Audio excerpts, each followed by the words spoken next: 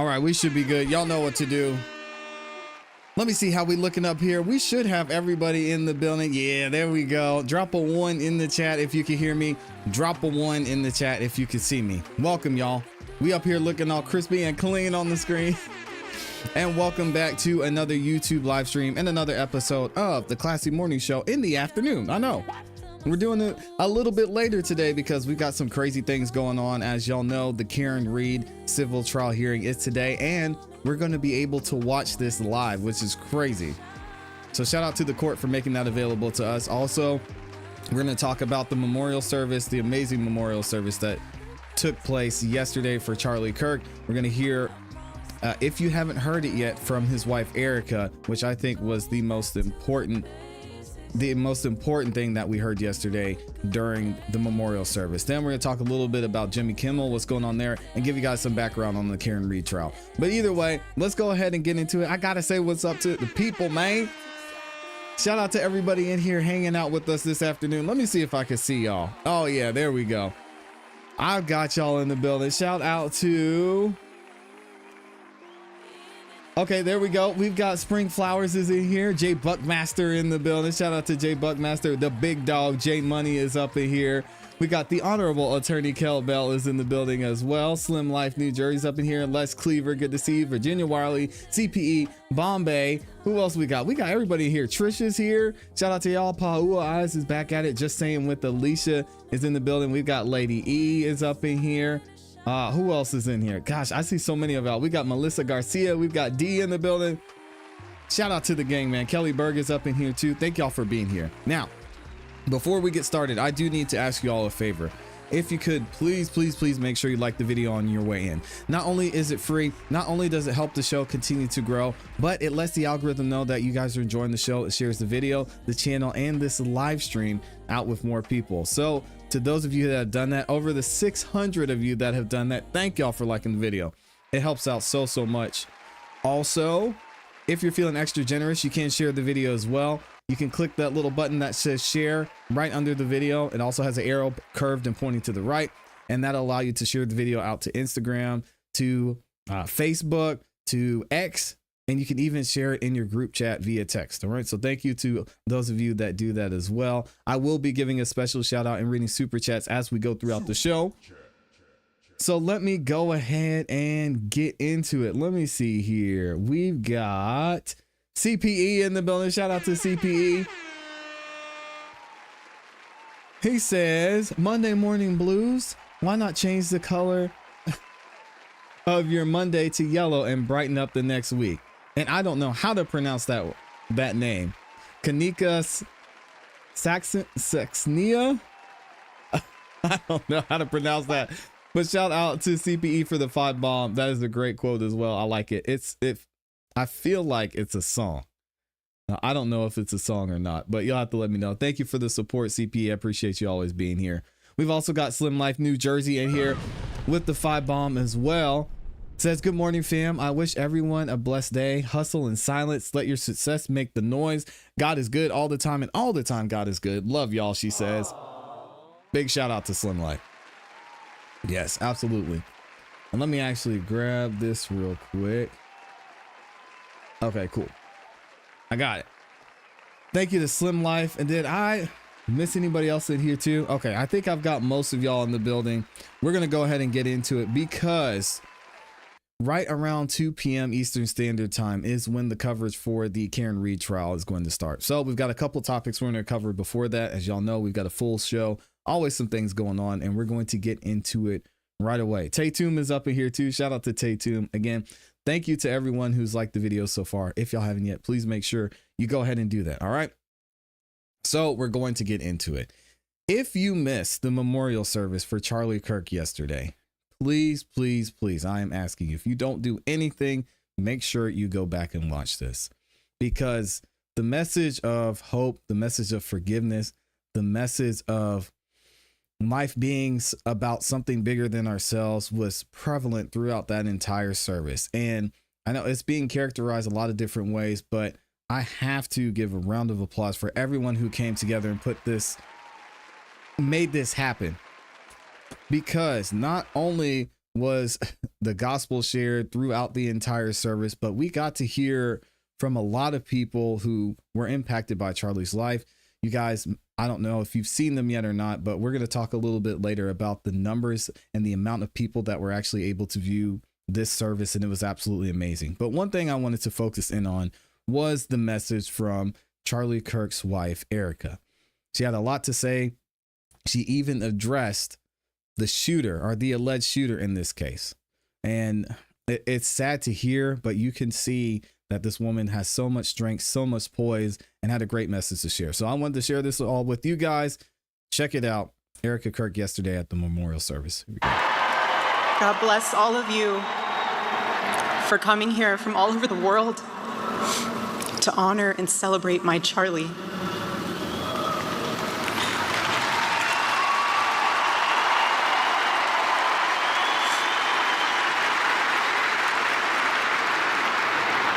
Just a few miles from here, 2 years ago at America Fest 2023, Charlie delivered a speech on stage for our TPUSA Faith event. Charlie loves speaking off the cuff. He was very good at that, without a script. So I personally didn't know what he was going to say. And what he chose to speak about that day was his submission to the will of God. He quoted one of his favorite Bible verses, Isaiah chapter 6, verse 8. "Here I am, Lord. Send me." After Charlie finished, I met him backstage, and I spoke to him, and I'll never forget this. I said, "Charlie, baby, please talk to me next time before you say that statement." Wow. Because when you say something like that, there is so much power in that verse. When you say, "Here I am, Lord, use me," God will take you up on that. Yep. And he did with Charlie.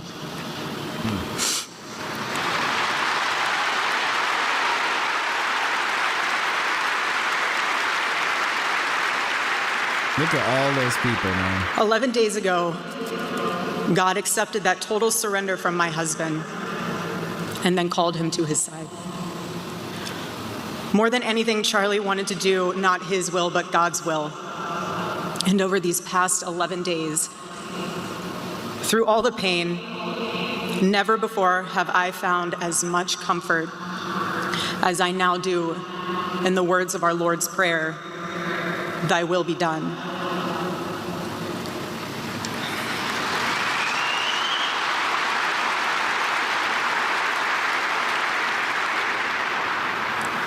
God's love was revealed to me on the very day my husband was murdered. Wow. On the afternoon of September 10th, I arrived at a Utah hospital to do the unthinkable, to look directly at my husband's murdered body. I saw the wound that ended his life. I felt everything you would expect to feel. I felt shock. I felt horror. And a level of heartache that I didn't even know existed. I can't imagine. But there was something else too. Even in death, I could see the man that I love. I saw the one single gray hair on the side of his head, which I never told him about. Now he knows. Sorry, baby, I'm telling you now, but never told him. Didn't want to. I also saw this. I also saw on his lips the faintest smile. And that told me something important. It revealed to me a great mercy from God in this tragedy. When I saw that, it told me Charlie didn't suffer. Even the doctor told me.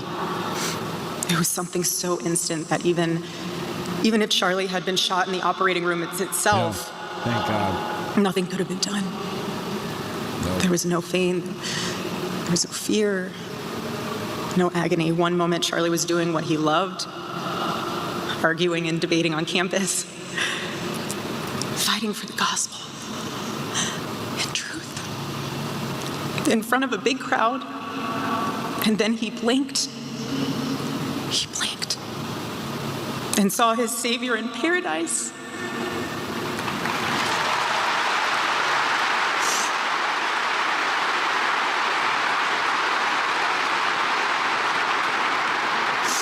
And all the heavenly mysteries were revealed to him. God's love continued to be revealed to me in the days that followed. The next day on the tarmac in Air Force Two, I confronted Usha Vance, precious woman. I held her hand and I told her, honestly, I do not know how I'm going to get through this. She told me something.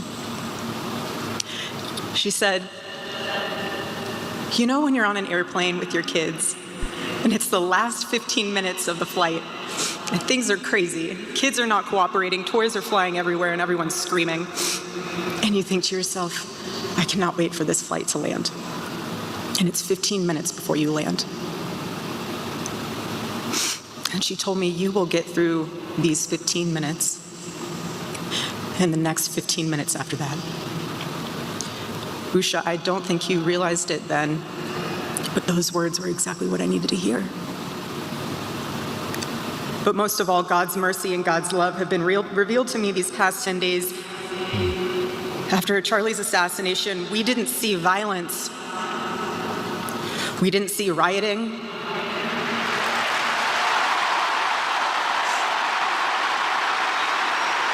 Nope.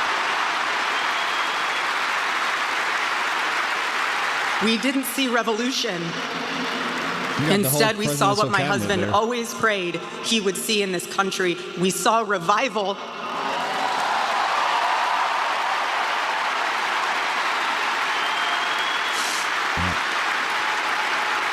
Not only that, someone said in the chat, we saw the truth. Yeah, amen to that. This is absolutely amazing. Oh, look at all these people. And the numbers are staggering, the amount of people who got to hear this message. This past week, we saw people open a Bible for the first time in a decade. We saw people pray for the first time since they were children. We saw people go to a church service for the first time in their entire lives.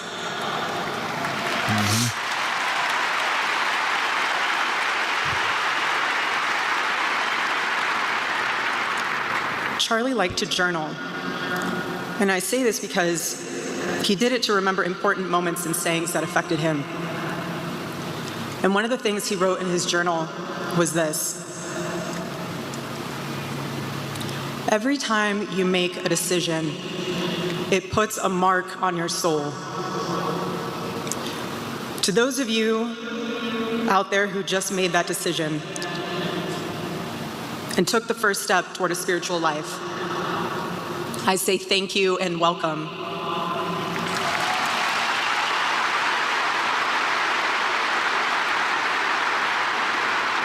One day, I hope you look back and realize it was the most important decision of your life, because it is. All of you who are already believers, it is your job to shepherd these people. Do not take that lightly. Water the seed of their faith. Protect it and help it grow. Every day as Charlie rode into the office, he would go through his contact list, and I know there's many of you who were impacted by this. He would go through his contact list and send Bible verses for the day. He knew that faith was a habit. The more you live it, the more it grows. But know this too, the seed has only just been planted. The enemy will tempt you the most in a time like this one. God will always be there for you, but you must choose to mark your soul again and again in the direction of Christ.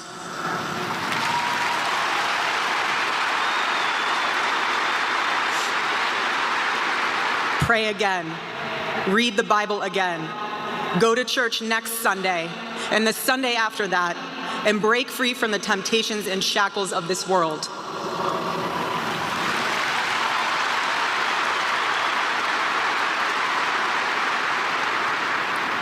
Being a follower of Christ is not easy. It's not supposed to be. Jesus said, if anyone would come after me, let him deny himself, take up his cross and follow me. Amen. He said he would be persecuted. He said we would be persecuted. And Charlie knew that and happily carried his cross all the way to the end. And I want all of you to know, while Charlie died far too early, he was also ready to die. There was nothing he was putting off. There was nothing that was too hard or too painful or nothing that he just felt like he didn't want to do it. He left this world without regrets. He did 100% of what he could every day. But I want you to know something. Charlie died with incomplete work, but not with unfinished business.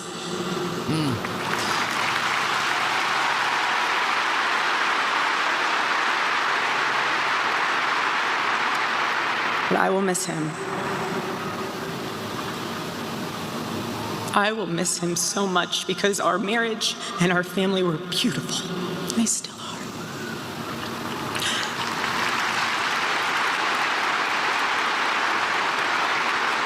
The greatest cause in Charlie's life was trying to revive the American family.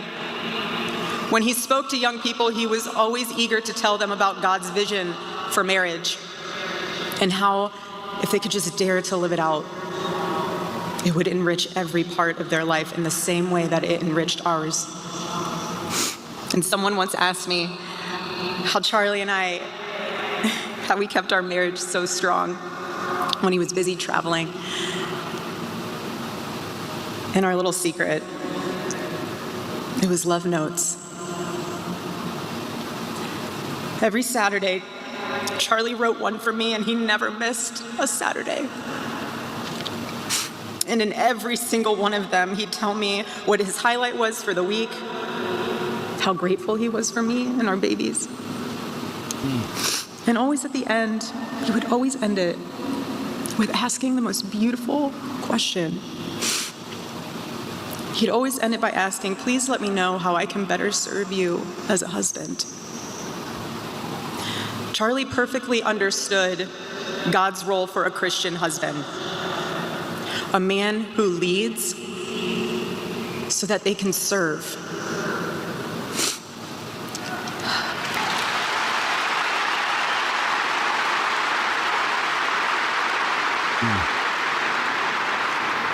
To all the men watching around the world, accept Charlie's challenge and embrace true manhood. Be strong and courageous for your families. Love your wives and lead them. Love your children and protect them. Be the spiritual head of your home. Amen. But please be a leader worth following. Your wife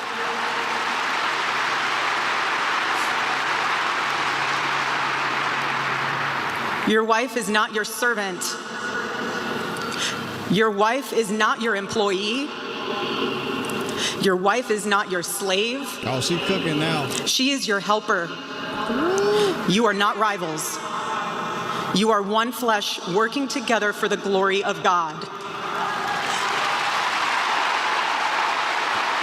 Shout out to Erica. Yo, feminists are mad about this one. I see some people mad in the chat too. Shout out to Erica. Speaking the truth. I was Charlie's confidant.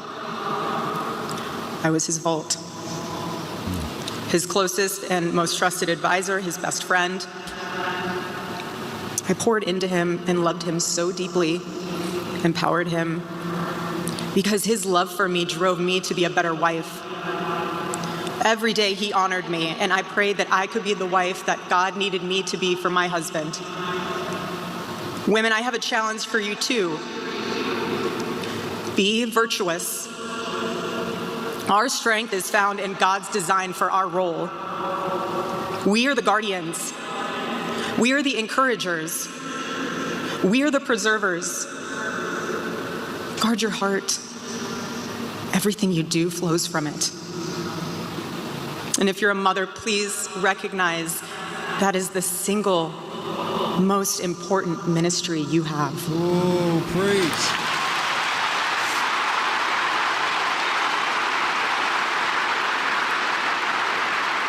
In our home, because Charlie traveled a lot, we tried to travel with him where we could.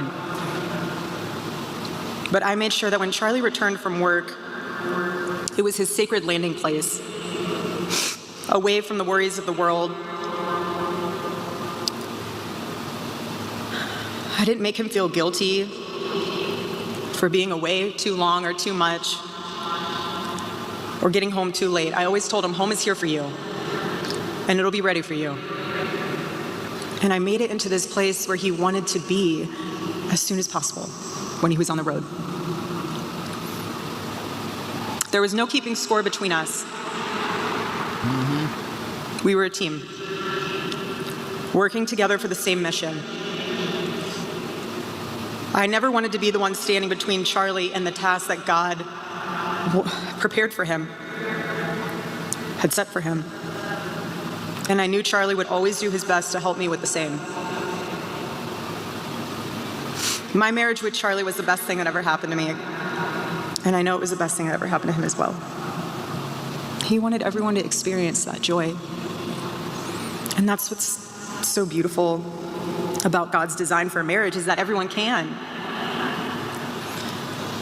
And I could talk endlessly about it, and years to come I will.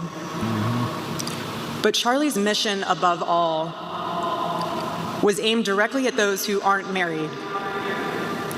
He named his organization well.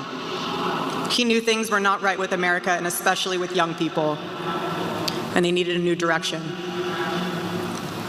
Charlie passionately wanted to reach and save the lost boys of the West.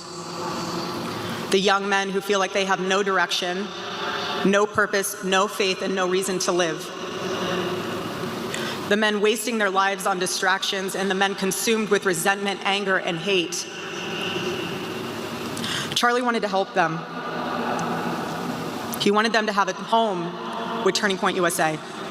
And when he went onto campus, he was looking to show them a better path and a better life that was right there for the taking. He wanted to show them that.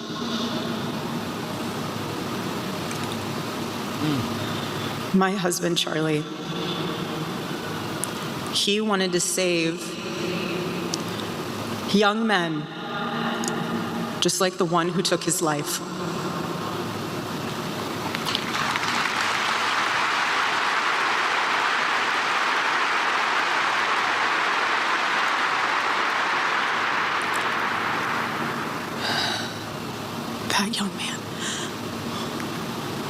That young man, on the cross, our Savior said,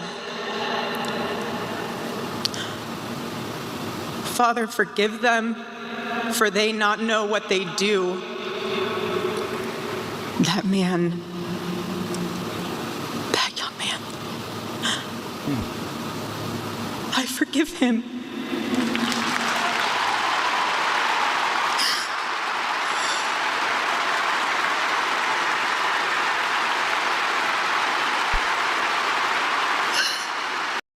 That is huge. Wow. And so soon. This is just someone showing God's love to the nation, to the world, and what forgiveness truly means. I don't know how anybody could listen to this and say, this is hateful rhetoric. This was met with ill intent. What purpose could someone have of being on this big of a stage, arguably and possibly one of the biggest stages that we've seen in recent history, and preaching that message? How? Amazing. Amazing.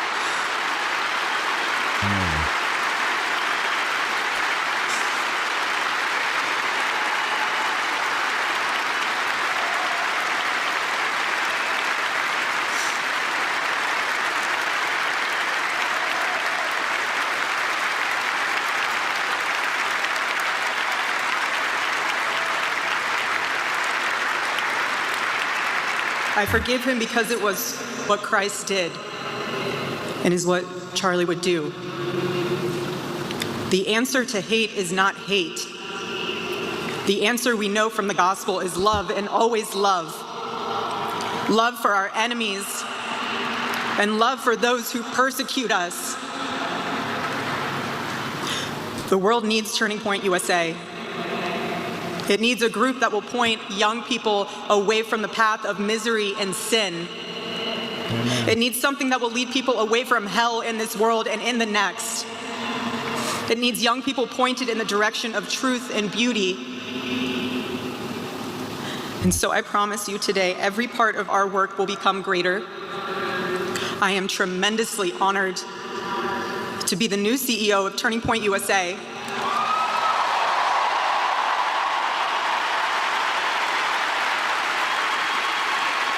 That's dope.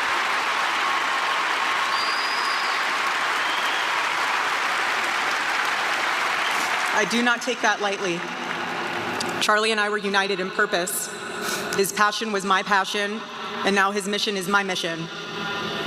Everything that Turning Point USA built through Charlie's vision and hard work, we will make 10 times greater through the power of his memory. Chapters will grow, thousands of new ones will be created.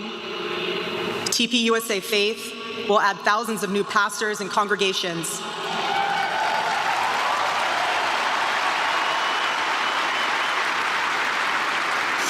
And yes, campus events will continue, and we will continue to hold debates and dialogue.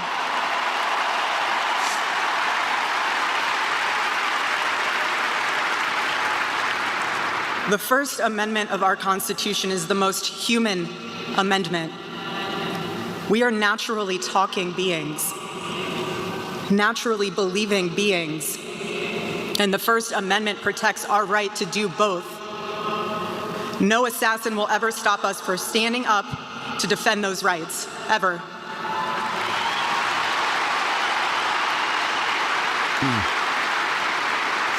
Because when you stop the conversation, when you stop the dialogue, this is what happens. When we lose the ability and the willingness to communicate, we get violence. She's right. And as I stand here now, and I look at this beautiful photo of my husband in front of me, hanging in the stadium, I think of my husband 13 years ago. I hadn't met him yet. He was 18 years old, a man barely out of high school, running around the halls of the RNC without $1 in his pocket and a single contact in his phone. People who saw him said that he didn't know what he was doing, but he did. He did know what he was doing. He knew exactly what he was doing. He was going to change the world, and he did. Charlie's life was a turning point for this country. It was a miracle. Let that miracle, that was Charlie's life, be your turning point as well. Choose prayer, choose courage, choose beauty, choose adventure, choose family, choose a life of faith. Most importantly, choose Christ. Amen.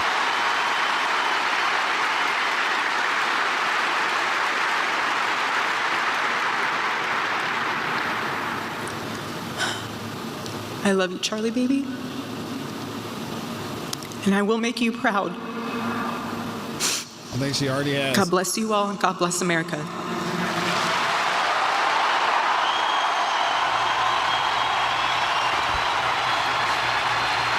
Shout out to, we got to give her a round of applause here on the show. Shout out to Erica Kirk. I cannot imagine, and I pray I will never have to imagine what it's like to make a speech like this.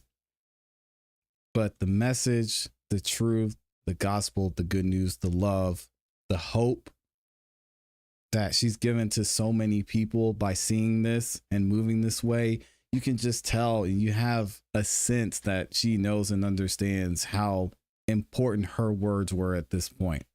And I think once people look past the agendas they may be alleging are trying to be pushed and actually listen to what she's saying and see her compassion and love, not only for her husband, but for people she doesn't even know, I think that'll really have an impact on so many more lives than it did just yesterday. So shout out to Erica Kirk. Absolutely amazing, amazing speech. Prayers go out to her, her family, the kids, man. I always think about the kids. It's tough. Wow. Let me know what y'all think about this in the comments in the chat. Thank you to everybody that's in here. I know a lot of y'all, I saw in the chat, some people were getting upset. You're like, where's Karen Reed? Karen Reed doesn't start for an hour. And on this show, we do talk about a number of topics. All right. So y'all just hang tight. We're going to get to Karen Reed eventually. We actually have a couple other topics we're going to get to before we get to the Karen Reed trial at 2. There are 1,800 of you in the building. Wow. Thank y'all so much for being here. 800 of you or 700 of you have liked the video so far. If you haven't yet, please, y'all make sure you like the video. I want to see what y'all say in the chat. The devil and evil within people tends to get uncomfortable when our Lord and Savior Jesus Christ is talked about. That's a fact. That's all the people posting negatively are doing. They're letting the sins of the flesh win. Yeah, I find it interesting that people will find a way to take something negative from what Erica Kirk said. I mean, we've even seen it in the chat here, talking about that she's wearing white. What? Talking about the fact that somebody else said gay men aren't going to like what she had to say about husband and wives. Well, she's talking about husband and wives. She's talking about men who want to be married to a wife. This has nothing to do with gay dudes. Like, get out of here.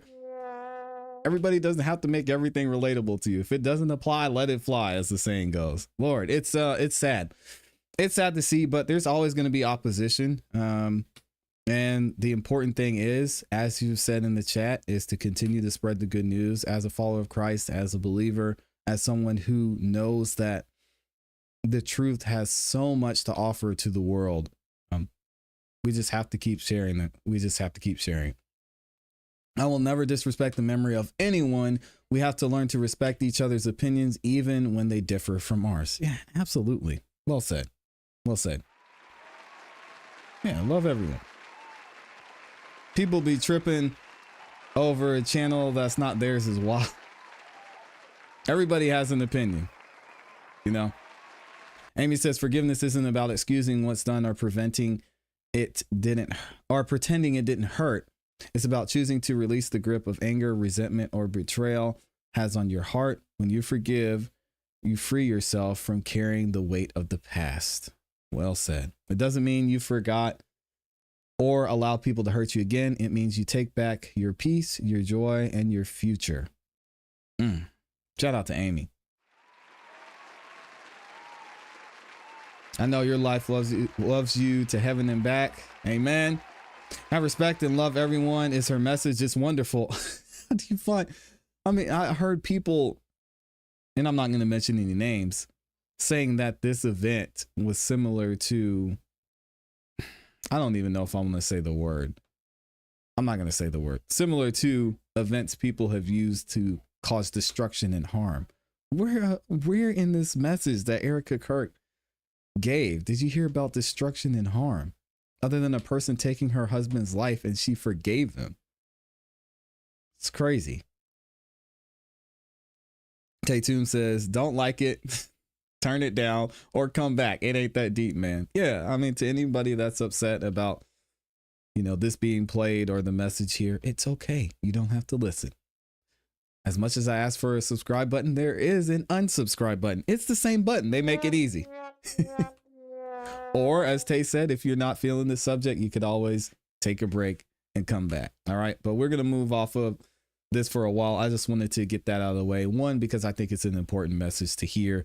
And it shares everything that I believe personally as well. And to hear it from a woman who is grieving the loss of her husband just has such an impact. So shout out to Erica Kirk for that. Thank y'all, man. Thank you to everybody who's in here. Appreciate y'all liking the video. Let me see who else we got. We had somebody who had a milestone. There it goes. Nana Banana in here has been a member for 10 months. Oh my gosh. She says, get to business. Love your page, ClassE, Amy, and gang. Love for Charlie Kirk. Yeah. Prayers go out to the Kirk family. And again, Erica said it. This is not the last we're going to see of them. Turning Point is going to continue to move forward. She's going to be the CEO and chairperson of Turning Point. So I know they're going to keep moving, and she's got a lot of good people. They've got a lot of good people on their team. Been doing more research into what Turning Point is doing. Seems like they're going to keep pushing. They're going to be just fine. So keep the message going for sure. It's not even real opinions anymore. It's childish feelings. Forgiveness is pure. Yeah. It was a funeral. I can't believe people are hating. Well, I don't know. Did Charlie not like gay individuals? Now you can find so many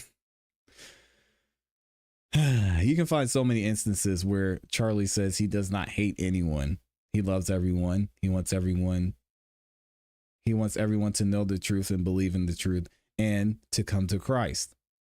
He's said it multiple times. He's been called a white supremacist. He's addressed that. You guys just, a simple Google search could help you find that instead of listening to what other people are saying. And I even say that on this channel. You don't have to take my word for it. You can do your own research and come to your own conclusions. And if you conclude one way or another, it's fine. Yeah, y'all are funny. I don't share the gay belief, but I still love all who believe in God. Yeah, absolutely. I mean, it's that simple, and I don't know why people can get it. They think if you don't agree with their entire lifestyle or everything that they do, that you hate them. It's not the case. Trump's speech was amazing and a little funny at times. Yo, Trump was up there tripping, man. He said, Erica, I know. I think Donald Jr.'s speech was more funny because he was up there imitating his father.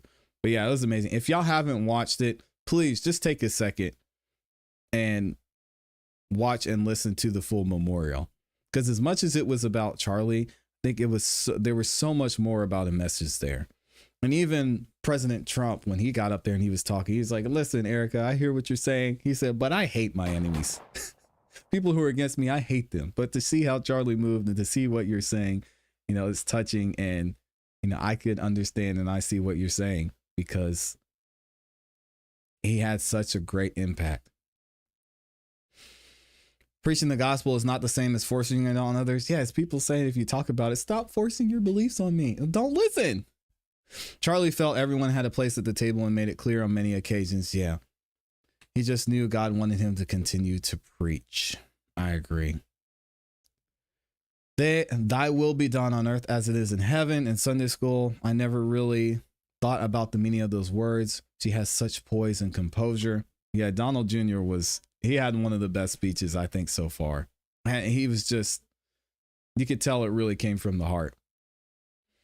The label white supremacist usually refers to people who believe white people are inherently superior and should dominate society or openly support ideology, policies, or organizations for white dominance. Charlie was humble. He didn't think he was better than anyone. Man. I don't know why, but my like button won't let me like the stream. Oh, YouTube's doing that again. Probably because I said the N word. I said the Nazi word. I don't know. We'll keep it moving though. I appreciate everyone that's in here and thank y'all for continuing to support, man. Thank you to everybody who's in the building. Even though I know things can get a little dicey when we start talking about Jesus. People are like, ow. No, not Jesus. I can't. Hey, shout out to Ireland's in the building. Let me know where y'all are at. I know we've got the international gang in here too. So many of y'all are watching and the message is still continuing to reach the world, which is absolutely amazing. So let me know where y'all are at. Shout out to, who is that from Ireland? We've got Sula over there from Ireland. Okay. I'll leave the live and come back and you can like it then. That might work too. We've got the UK in the building. We've got the North, Toronto, Canada. No, I didn't know you were in the North. We got Arkansas up in here. Romania. Wow. South Africa. Look at y'all. North Kakalaki in the building. I see y'all. Don't worry, Charlie Kirk. We've got it from here. Yep. Shout out to you. We've got Hampshire and England. Wow. Y'all are everywhere. Arizona, Iowa. Kid Sunny, how were you affected? Where are you at in Arizona? Were you affected by this event out in your area? I'd love to hear from someone who is local. We got Fresno, California, Iowa, Florida, the UK. Oh my gosh, y'all are everywhere. We got North Carolina. I see y'all ATLs in the building. Shout out to the family in ATL. New Zealand's up in here. Enjoy your time. Israel. Okay, shout out to Israel. We've got Alabama up in here, Connecticut. We got the 916. Shout out to California in here. We got the Bay Area in the building. We got North Carolina. Jesus is our Lord and Savior. Amen. Shout out to Amy said she is from heaven. Aww. That is true. Tampa, Florida. We got California, North Carolina, New Mexico, Rhode Island. Oh my gosh, we global up in this thing. All right, ClassE, quick question. What would you say about Charlie Kirk saying he thinks the Civil Act in 1964 was a mistake? Well, I went and listened to a clip of him talking about that. And he did, when he said it was a mistake, what he was saying is that Civil Act is now being used by other people who it was not intended for. So what needed to happen, according to Charlie Kirk, he believes that there should have been something clearly stated who the act was for. So, okay, black people, descendant of slaves, people who were slaves. This applies to you, not just this general broad thing that could apply to someone who's a part of the LGBTQ community or someone who's a part of whatever group. So I went and watched that clip and did my own research as I preach here personally, and I get exactly what he was saying. Again, that's exactly what he meant. So he's saying now, because we've moved forward in society, we've progressed, that Civil Act has been somewhat abused. And that's why he's saying there's an issue there, because now it's being used to apply to people it wasn't intended for. So again, do your own research, guys, and then you can have these types of conversations. Most things people say about Charlie Kirk, we're taking out of context. So, man, that is an understatement of the day, which is why I had heard a lot of what he said, but I went and researched myself some of the points people were making. And it's strange to me to see that people, what took me maybe 10, 15 minutes to find, people don't go and actually look for that themselves. Once again, people taking clips and not listening to the whole conversation. Yeah. Good afternoon to everybody in here. Sadly, most legislation is poorly written and easily abused. I mean, we covered the law here. Y'all know it. The law in the judicial system is so messed up. There is the loopholes off of loopholes up in this thing. And yeah, as time goes on, there are changes and adjustments that need to be made. Charlie made some good points. All right, let's go ahead and get into this next topic. Let me go ahead and cue this up because I wasn't going to talk about this. And actually, the only reason I'm bringing it up is because our guy AJ, Action Jackson, had something to say about this. So let's actually go ahead and get into it here. Let me see what y'all are saying. Everything on the internet is facts, not no. Shout out to South Carolina's in the building. Who else we got in here? New Jersey. We got New Jersey again. We got New York in here. Dang, we've got everybody all over the place. The UK in the building, North Carolina, Massachusetts. We're going to be talking about, we're going to cook y'all a little bit later. Sacramento, California. Oh yeah, my birthplace. Shout out to Sacktown. New Mexico, Rhode Island. Y'all are everywhere, man. Utah. Oh, I love Utah. Shout out to Utah. I know they're going through it right now, but I think Rose with Thorns would agree with me that Tyler Robinson does not represent even the smallest fraction of folks in Utah. So we're not gonna worry about that. Utah is an amazing state, amazing people too. We got the UK in here. We got West Virginia in the building. Sacramento up in this thing. You say, why are y'all talking about her looks, man? Leave that lady alone. I have an old friend who says Charlie profited 12 million plus living the high life and was helping authoritarian culture. Sadly, this old friend has TDS. What is TDS? I don't know what that is. Oh, Texas in the building. Shout out to Greg Abbott. I'm not a Christian, big surprise, but Charlie still resonated with me. We need open discussion and real solutions, not pork platitudes. Absolutely. And again, he just allowed everybody to come to the table. Only thing I noticed in Arizona, the traffic was worse than usual, but it was only in southern Glendale. Okay.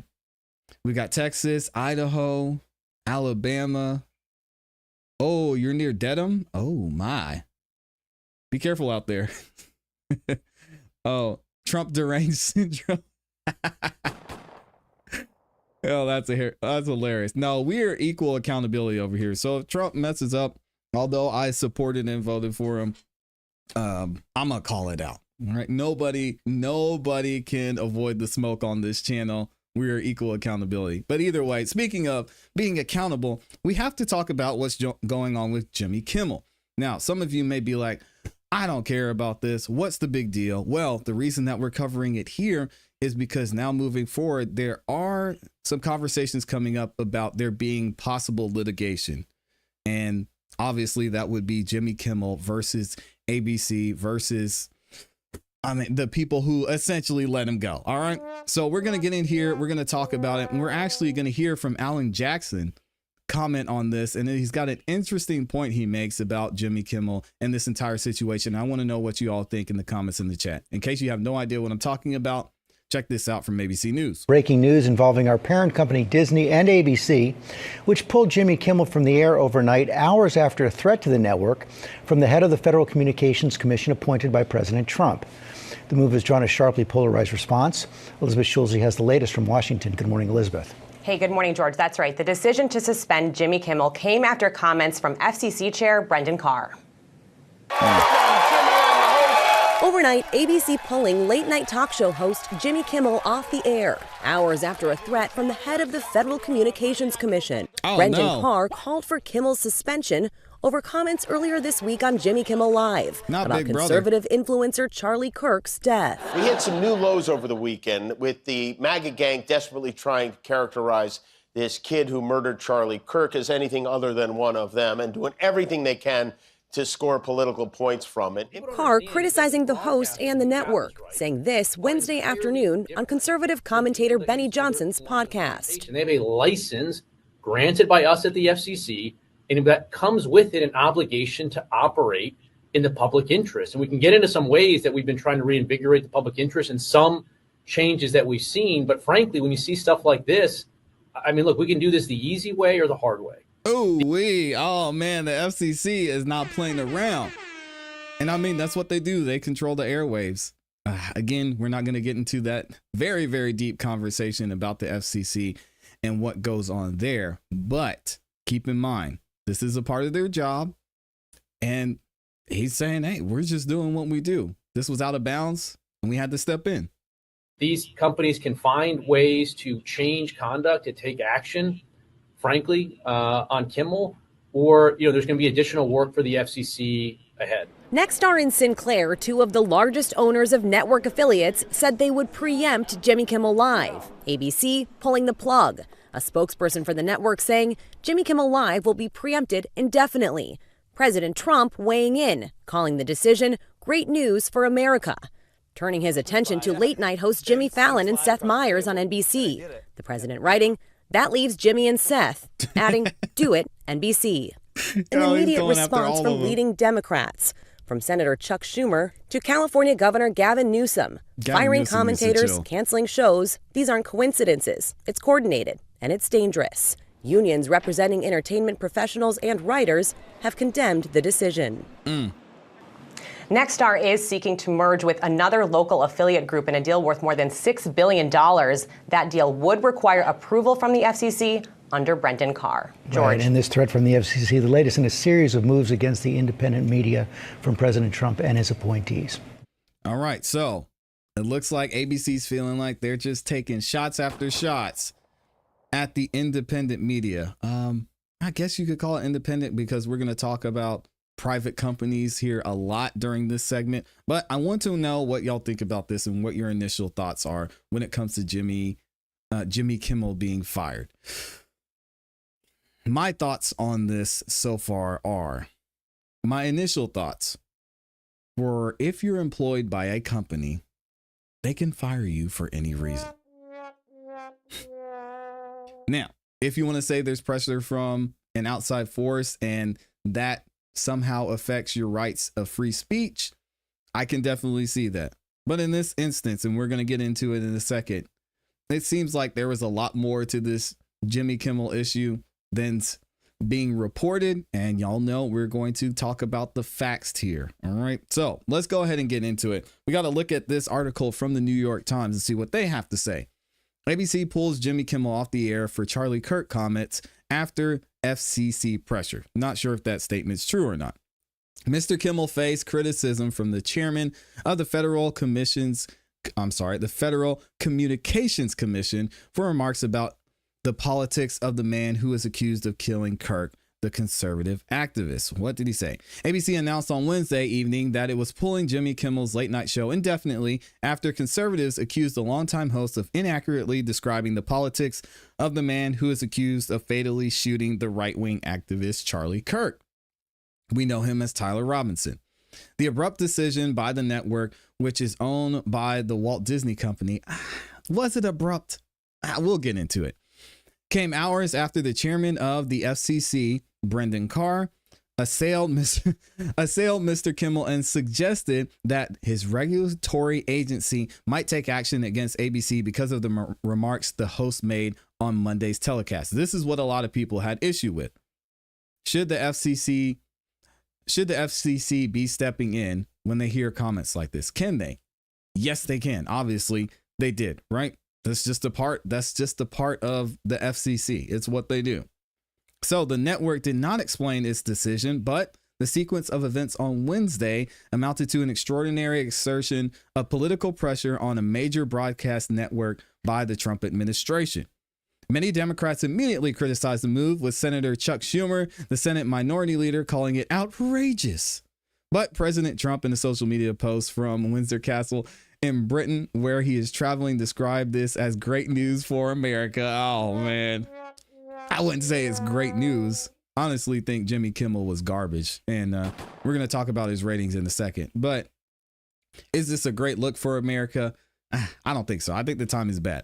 The decision to suspend Jimmy Kimmel Live was made by Robert Iger, Disney's chief executive, and Dana Walden, the company's television chief, according to two people with knowledge of the matter who spoke on the condition of anonymity to discuss a private process.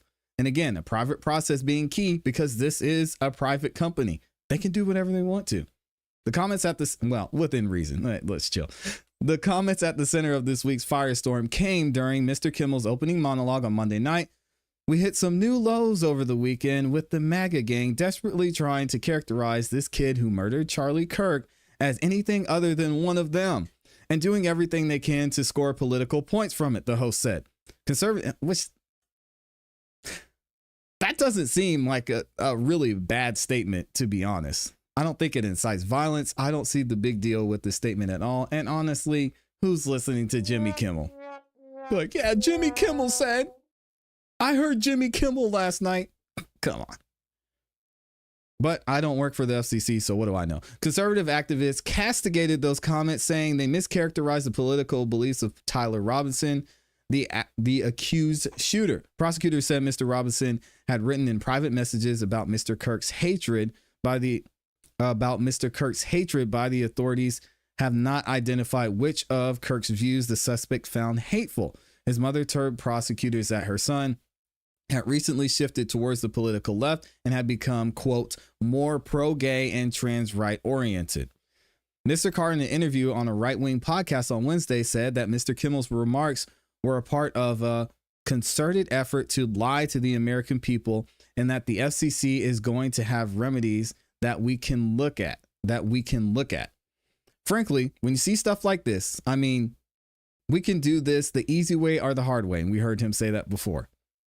Mr. Carr told the podcast host Benny Johnson, these companies can find ways to change conduct and take action, frankly, on Kimmel, or there's going to be additional work for the FCC ahead. Mr. Carr's criticism of Kimmel was the latest attack against the media by the president and the administration. Mr. Trump himself sued ABC last year in a case that the network paid nearly $16 million to settle.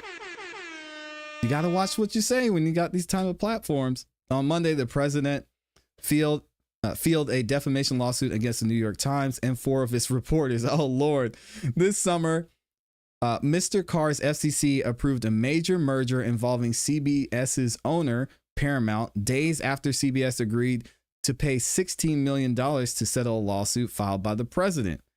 Are they connected? Most likely. CBS also canceled The Late Show with Stephen Colbert, ending a network franchise for over 3 decades after next May. CBS said the cancellation was for financial reasons, but many in the media industry have speculated that it was done to curry favor with the Trump administration while Paramount's merger was pending. Mr. Colbert, like Kimmel, is frequently critical of Trump and his policies. Who isn't, other than people on Fox, who isn't critical of Trump? I mean, let's be real, right? That's pretty much everybody who has a platform, especially a mainstream platform. Mr. Kimmel had planned to address the backlash to his comments during Wednesday's telecast, according to 2 people familiar with the program, but Disney's executives made the decision to suspend the show before taping began. The company's board was not involved, according to one of the people with knowledge of the discussions inside Disney. As FCC chair, Mr. Carr wields power over the broadcast licenses that are granted to local TV stations by the federal government. In the podcast interview on Wednesday, Mr. Carr encouraged local ABC stations to push back and preempt coverage that does not serve their local communities. Frankly, I think it's really sort of past time that a lot of these licensed broadcasters themselves push back on Comcast and Disney and say, listen, we're going to preempt. We are not going to run Kimmel anymore until you straighten this out, Mr. Carr said. Wow. What? Shortly after Mr. Carr's remarks, Nexstar, an owner of the ABC affiliate stations around the country, said it would preempt Mr. Kimmel's program for the foreseeable future because of the host's remarks. Nexstar recently announced it planned to acquire a rival company in a $6.2 billion deal. It's always about the money, guys, right? Wow. Which will be scrutinized by the FCC. In a social media post on Wednesday, Mr. Carr expressed approval of Nexstar's decision to preempt Mr. Kimmel, thanking the company for doing the right thing. Oh, we've heard that before. He added, I hope that other broadcasters follow Nexstar's lead. Late Wednesday, Sinclair, another owner of many local TV stations, said it would also suspend Mr. Kimmel's program and called on Mr. Kimmel to apologize and make a meaningful personal donation to Mr. Kirk's family and the activist political group Turning Point USA. Man, now I'm going to continue reading this article, but a lot of this we're seeing is just because of the climate that we're in. I mean, let's be real. We've seen people get fired, and I wish I could find the list. Somebody did an excellent job of listing all the people over the past several years that have been canceled, quote unquote, or fired because of things that they've said. And there hasn't been a big mess made about it, right? In a lot of instances. But because of what's going on and because there's a lot of money involved, because these are big major companies, there's going to be a lot of conversation about it. Fact is, this happens all the time. All right, Mr. Schumer, the Democratic leader, denounced the pressure on ABC from the Trump administration as despicable, disgusting, and against Democratic values. Well, they're not Democrats. And compared it to the playbook of autocratic Chinese and Russian leaders. He did mention Putin in talking about Trump, which is, again, saying this about your own president's crazy. Either way, Trump and his allies seem to want to shut down speech that they don't like to hear, Mr. Schumer said on CNN. That is not what democracies do. This is what I'm going to say it wrong. Autocracies do. And it doesn't matter whether you agree with Mr. Kimmel or not, he has the right to free speech. Late on Wednesday, after ABC pulled Mr. Kimmel, Mr. Carr went on Sean Hannity's Fox News program and described these actions by Nexstar and Sinclair as unprecedented. I'm very glad to see Americans broadcasters are standing up to serve the interest of their communities, Mr. Carr said. We don't just have the progressive Floyd coming out from New York and Hollywood. That's fair. That's fair. He added, this is an important turning point. Oh, he gave a shout out to Charlie Kirk too. He said this is an important turning point. Man, who did Charlie Kirk not know? Now, getting to the facts, because y'all know we got facts over feelings here. I wanted to point out this amazing chart that Amy posted over on X. If you don't follow Amy on X, make sure you go do that. She is at IAMYLEIGH over on X. All right. And she posted this from Danny Torres. It says, just to set the record straight, Jimmy Kimmel has no audience and is losing the company money. That's why. Stop the rhetoric. He's just a loser and a very evil person. Dang. I knew he was trash, but I didn't have to say it like that. He gave the company what they needed with his hate speech to let him go. Now, this is going to be a great point leading into what Alan Jackson has to say moving forward. I could go through this other article. And since you've seen the chart from Amy, I'll probably leave this alone. But you can see here in this article or in this post that Amy has for us that Jimmy Kimmel's numbers were not doing great. If you look at the numbers here, going back to, oh my gosh, I mean, this is 2010. Numbers were steady there, and then they boosted in 2013, 2014, and then they just declined dramatically since then. Jimmy Kimmel was not doing good. So it's hard, and I think that's why we're having a tough conversation here, because Jimmy Kimmel, as we know, his numbers were not doing well. He was losing a lot of ratings. He was losing a lot of support. And with the way things are changing with the media landscape, it was probably time for him and a lot of other people to transition over to their own independent platforms. We're seeing that so much with the Sage Steele, with the Stephen A. Smith, with so many other people who are moving away from the mainstream media, even Don Lemon, and making their own platforms, right? So that's where things are trending. And the people who want to support Jimmy Kimmel, they can support Jimmy Kimmel. And we're going to move forward. And actually, this will be a great transition point going into Karen Reed coverage, because Alan Jackson was recently on a podcast with Bill Bush.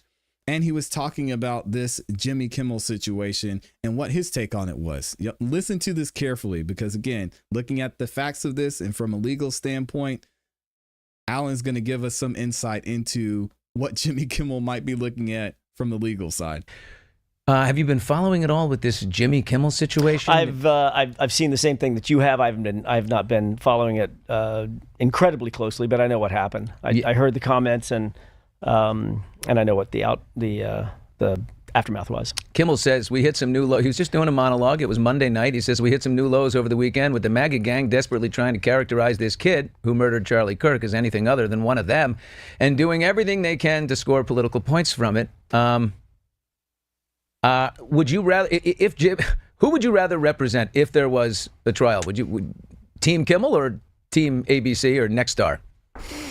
ABC and Nexstar, without a question. Why? He said, "Sorry, interesting, Jimmy," because the people seem to be outraged by anti-free, the anti-free speech of. Well, some of the people are, obviously, but I like taking on a challenge, and I love the idea of private companies doing what private companies are allowed to do. You get to hire and fire people. That's just the bottom line. You don't think it looks a little fishy that they've got a merger going on and they've got to get FCC approval, and Trump has recently, taken money from ABC, from CBS. He's got a lawsuit against New York Times, Wall Street Journal. Are they a private company? Did they take offense to what he said? Did they think that it fit the rubric of what their platform is and what it stands for? No, they didn't. So they're allowed to fire and hire who they want to. Still, shout out to AJ. He's going to make a great point here in a second. I 1000% agree. Again, the timing was bad, as I said earlier. And obviously the timing of this is bad because things are heightened with Charlie Kirk assassination. Things are heightened with other things happening around the country. And of course, these companies are trying to make business deals, right? So look at it this way from the facts standpoint. Do you have the right of free speech? Did Jimmy have the right of free speech? Yes, obviously he said it. He's not in jail. He wasn't taken out back and deleted. He still has the right to say whatever he says, right? He can go out there and do whatever he wants to. But if you have a company that is trying to do business, and then the person they're trying to do business with or has to approve their business say, hey, that person that's on your platform wasn't really feeling what they said. And if we're going to make this process smooth, you might want to check into that. And they look at it and say, let me see, Jimmy Kimmel, ratings aren't looking good. People aren't that interested. Is this really worth our time? Is this really worth our money? Nah, probably not. Hey, Jimmy, appreciate you. You got to go. This is the last straw. I'm sorry. It's not worth it. We're trying to do business. You got to go. Again, it's a business at the end of the day. And if they thought Jimmy wasn't worth the juice, wasn't worth the squeeze, then they can let him go. But listen to what else AJ has to say, because he makes some great points as well. Free country. Still a private organization. I will say this. There's one point about Nexstar, who owns 32 ABC stations around the country, that people have left out. And that is that, one of their big stations, and a very profitable one, is KTVX Channel 4 ABC in Salt Lake City, where all of this sort of went down in that market. It's very conservative. It's largely Mormon. And, I think their viewership is very pro Charlie Kirk. He's anything they've been, and Trump. And so they've been listening to Kimmel's jokes for 9 years, and maybe this is where they decided to draw the line. The timing is odd, though. Billy, I don't think for an instant that it was one station that prompted this or promoted this or was the driving force behind it. My understanding is there was 26 stations throughout the country that developed a little bit of a consortium for Nexstar and said, look, 26 out of the 32, yeah. We're pulling it. We're not going to show it. We're going to go to alternative programming. We're pulling it, and that's not just exactly right. That's not some MAGA crowd. That's not the administration. These are privately run stations. They're privately franchised stations, and 26 of them got together and said that's out of bounds. It's off limits. Kimmel has a right to stand up and say what he wants to say. People say, well, this is an attack on free speech. Nobody's putting Kimmel in jail. Nobody's putting handcuffs on Kimmel for what he said. This isn't some country where you can't say what you want to say. He can say what he wants to say. Exactly. You got to pay the price. Just not on our air. You got to pay the piper. He works for a private company. He gets a check. You don't think it's at all a little fishy, the timing when you got a big merger, right? I mean, listen, Kimmel has said so much worse than that. But there are straws that break Camel's back, right? Camel's backs.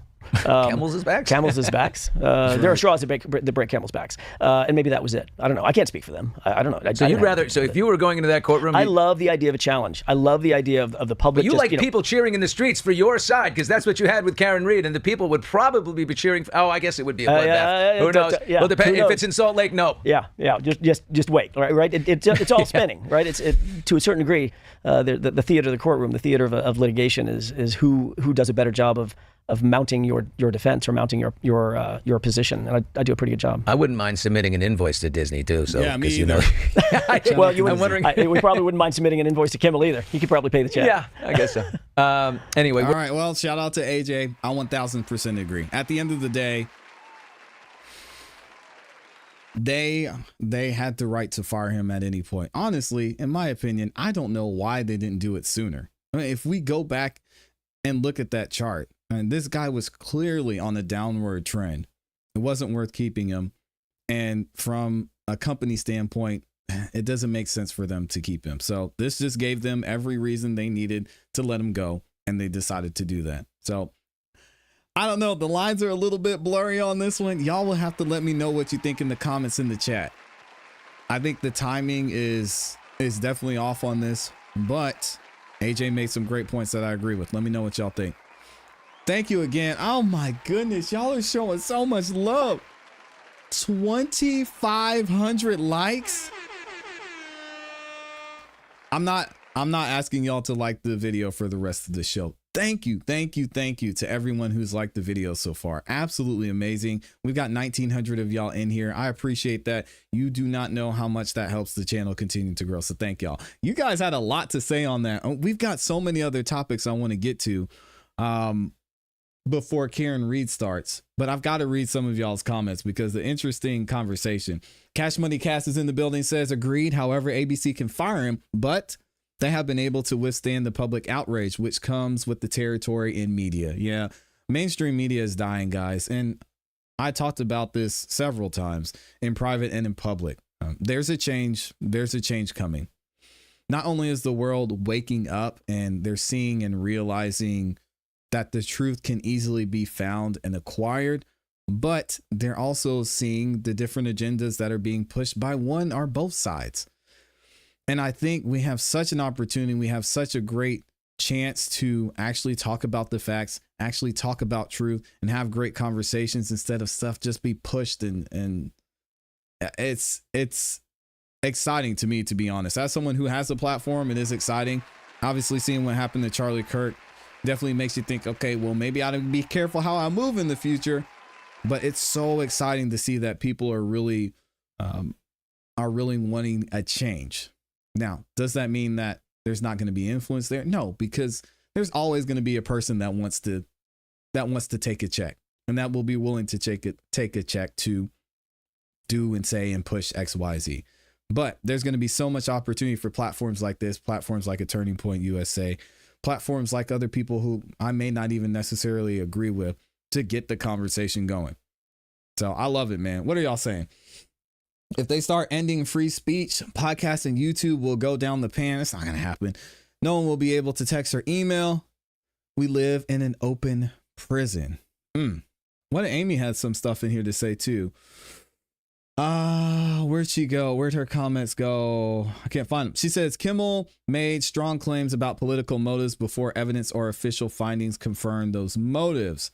That can be misleading or unfair to people or groups being referenced. I see. Ooh.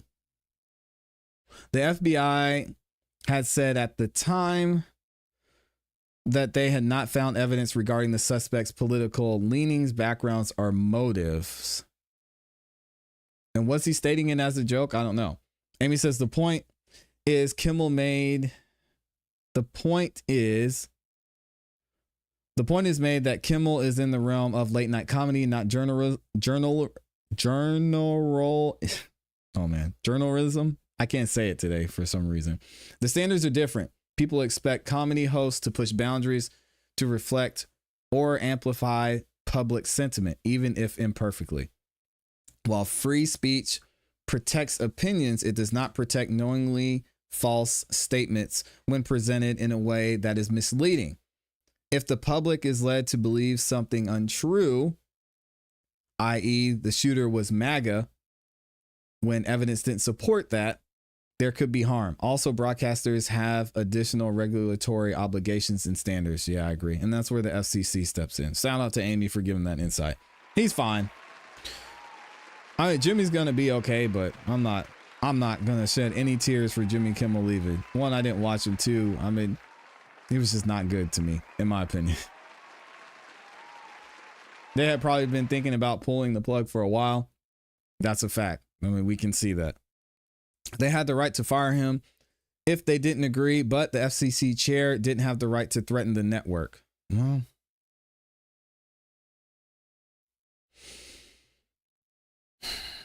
I mean, he's the FCC chair, so it's up to his discretion at the end of the day, right? If that's how you feel, then, I mean, there maybe needs to be a different process that the FCC has to go through. But if he's the FCC chair and something's brought to his attention, like, let's say, I don't know, South Park is depicting an assassination of the president, for example, and he could say, hey guys, no, we're not airing that. People say, oh, it's free speech, it's just comedy, you know, he comes back to life, it's not a big deal.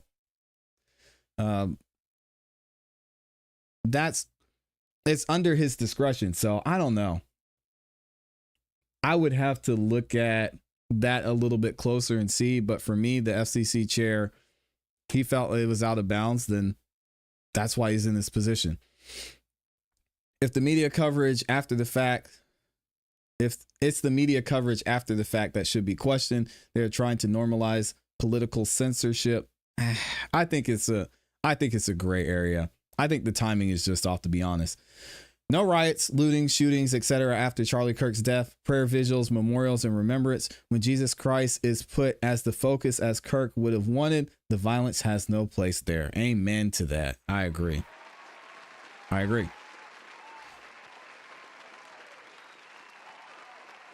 Let's see.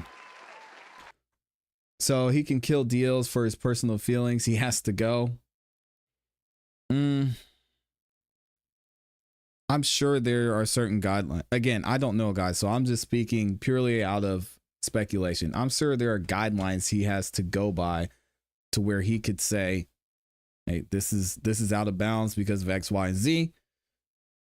And I don't believe he just made a phone call to ABC and was like, hey, I don't like that. Get him out of there. I don't. We'll have to look into that and do some research a little bit more. Amy says people are picking and choosing what to be offended over. You have the freedom of speech, not the freedom of the speech's consequences. Yeah, and that's the thing too. What I like to do often as a practice is I like to think of the other side. And I say, okay, let's go the other way. And let's say if this had been on the other side and Jimmy Kimmel, which wouldn't happen, was saying this about someone on the left or someone in the Democratic Party. And then Joe Biden was in office. And the FCC was like, I don't like that. We're not gonna do that. Jimmy Kimmel gets fired, right? How would people feel about it then? Obviously, there would be people on both sides of the argument. I think, in my opinion, I would still look at it and say, I mean, they agreed with the FCC and they fired him.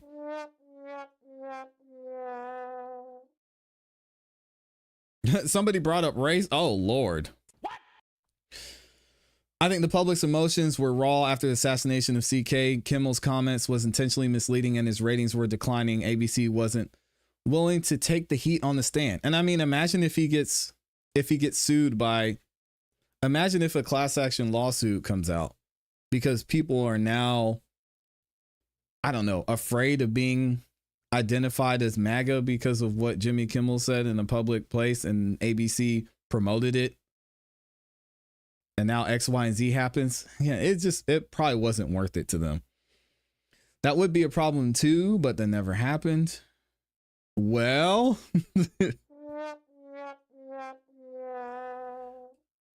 yeah, it has happened. And again, I need to find the list. I wish I would have bookmarked this. Someone made a list of everyone who's been canceled over the past few years. And they were talking about Megyn Kelly being canceled because of what she said about Halloween. And several other people being canceled. Who was the one? I can't even think of now. It wasn't Dave Chappelle, but maybe I am thinking of Dave Chappelle. Y'all remember Dave Chappelle was having issues. There's a lot of people who have had issues like this. So it's not a left or right thing. At the end of the day, they're private companies. And if you work at Chick-fil-A and someone's asking you what they should order and you say, I mean, yeah, chicken's cool, but have you ever been to McDonald's? I mean, McDonald's is way better. They got burgers over there. I don't know why people eat this chicken. That manager is probably going to look around the corner and say, excuse me, Bob, can you come over here? I need to talk to you for a second. It's tough. It is tough. Tucker Carlson was fired. Yep. Oh, did Amy find the list I was looking for? I bet she did. She's so good. I cannot find. Oh, there it is. Shout out to Amy. This is why she's the greatest. Look at this. And I wish there was one, Amy. I don't know if you could find it. There was one that I saw where it listed why they were fired and what they were fired for. Good Lord, have mercy. Janet Mills firing Kimmel. Assault on free speech. Quick list of people canceled or deplatformed or fired by Democrats or leftists outrage regarding speech. Janet Mills is such a funny, slang swamp creature. It's tiresome. Roseanne Barr. Donald Trump. We've got Stefan. I don't know who that is. Alex Jones. Well, Alex Jones be tripping sometimes, but we've got Milo. I don't know who that is. Tucker Carlson, as y'all mentioned. James Damore. Brandon Ike.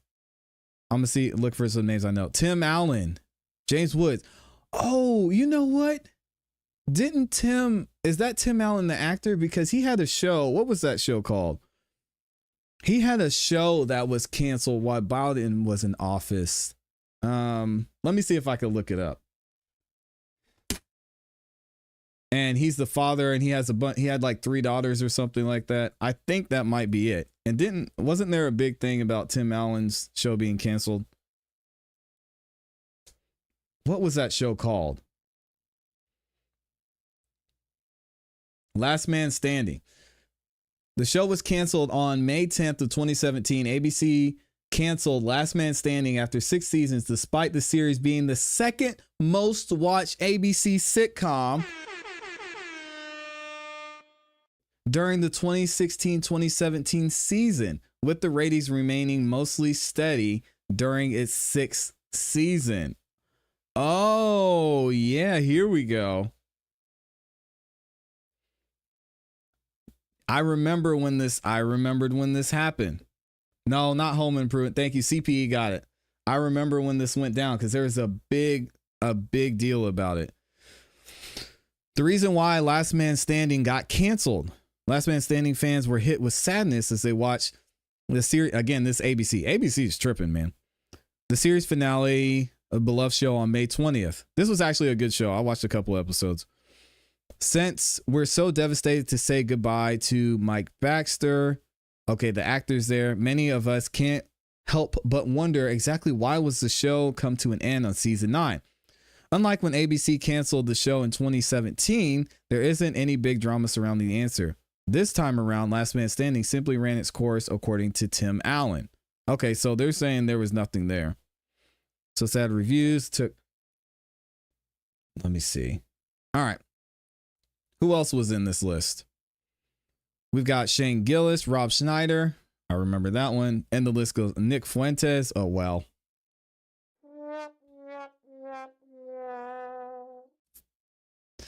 Again, shout out to free speech, but Nick Fuentes, oh boy.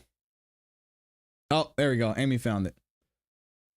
Amy found it. She's so good, man. Oh my gosh. Roseanne Barr, fired by ABC/Disney, and her hit show Roseanne was canceled overnight in 2018 after one tweet. Hundreds of cast and crew lost their jobs. Gina Carano. She was fired from The Mandalorian in 2021 for social media posts that didn't fit the left's policies, dropped by her agency too. Megyn Kelly. So who is that said it doesn't happen? Oh, I'm about to call you out too. Y'all know we keep the receipts up in here. Who was that? I'm calling you out that said it didn't happen. Tucker Carlson. All right, I won't find them and expose them. That's fine.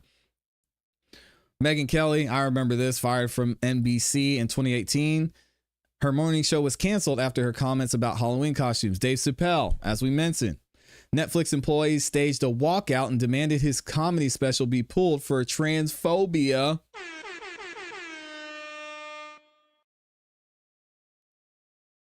I don't like Roseanne either. Now, you know I keep the receipts. Joe Rogan, the left pressured Spotify to drop him, running coordinated campaigns and advertiser boycotts over COVID discussions. Oh, we don't, man. I'm not even going to talk about COVID. Sheesh. Are we going to get into the COVID conversation? People being fired for not taking vaccines?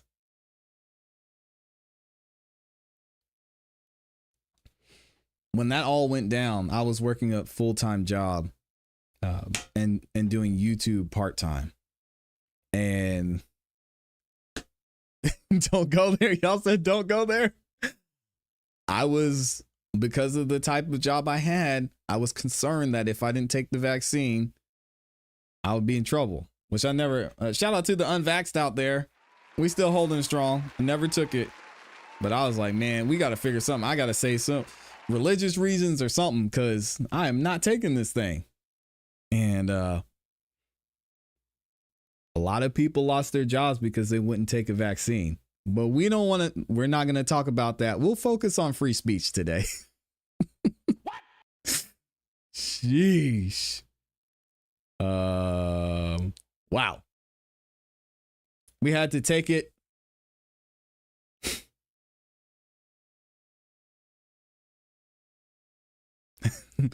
We had to take it. I was at a federal job, and if we didn't, we lost our jobs. All right, we're getting too deep now. What is this channel turning into? What are y'all doing to this channel? Oh man. What did Amy say? Shout out to Amy for being amazing. She said Jimmy Kimmel was willing to watch his entire cast and crew go unemployed rather than apologize. And not only did he say he would not apologize, he said next time he would double down with the comments. Yeah, well, I mean, wouldn't people on the other side, wouldn't they say that he deserves to pay them then? Shouldn't Jimmy Kimmel, if he decided to do that and his words affected so many people, that he should pay them? Or ABC should probably pay them because they let him go. At the time, it was reported about the engraving on the bullets. Yes. Yep. They wrote his character off of 911.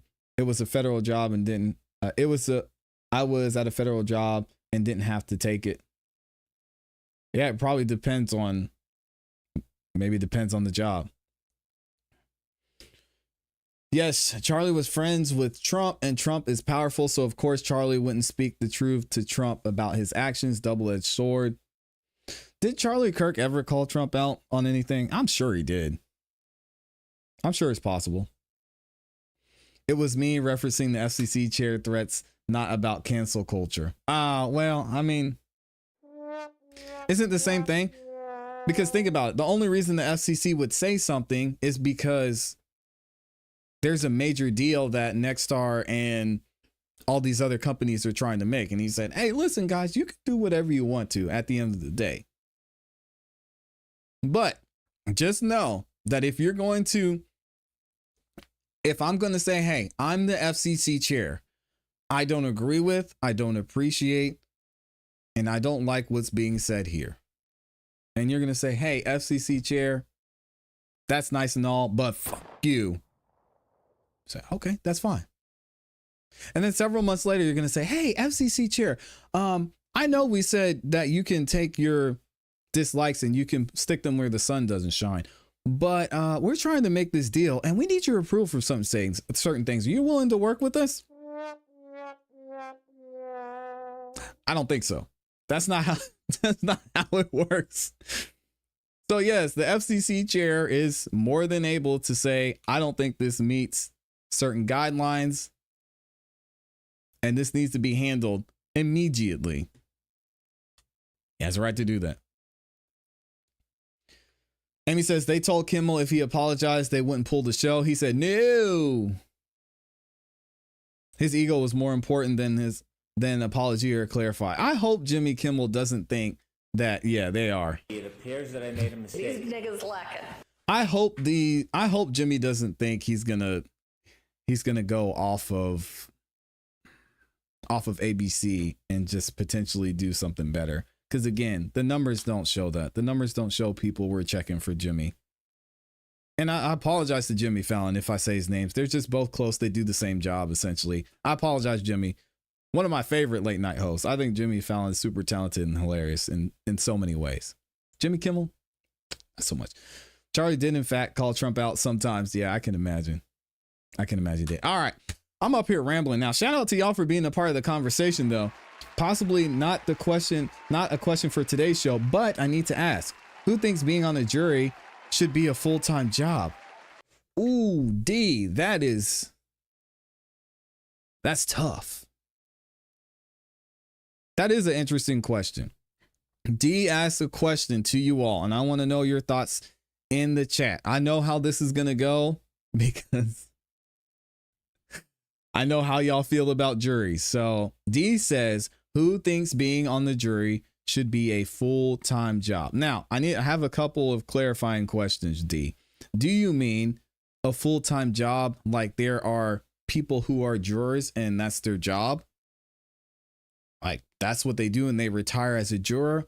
Or do you mean a jury should be a full-time job, meaning when you're selected for jury service, then they say, hey, we're going to take care of you. Forget that $25 a day. We'll pay you $200 a day while you're here on jury duty. You said yes. So you're saying yes, like someone can retire as a full-time juror?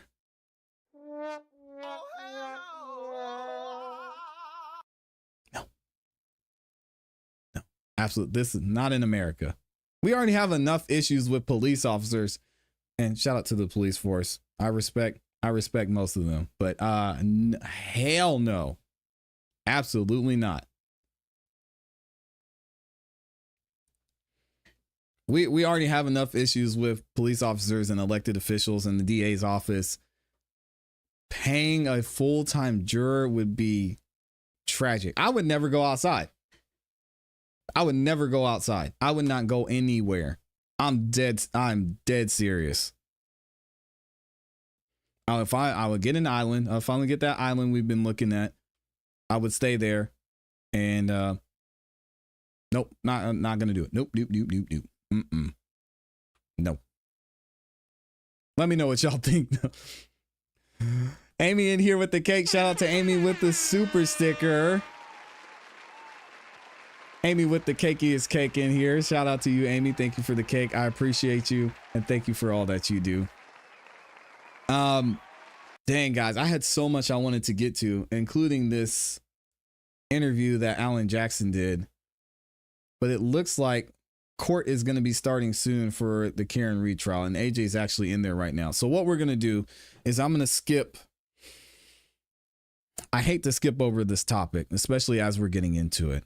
I already did a video on the indictment for Karen Reed. So if y'all do not know what's going on with this Karen Reed civil trial, I have another video that I can send you guys to where I review the entire, not indictment, but this entire document and this entire lawsuit filed by the O'Keefes against Karen Reed and two bars. We got to get our Boston accent back. So let me go and update this. We got to get Karen Reed up here. Here we go. Where is Karen Reed? There we go. And then we'll get into it. Thank y'all for the great conversation, man. I love having conversations with y'all.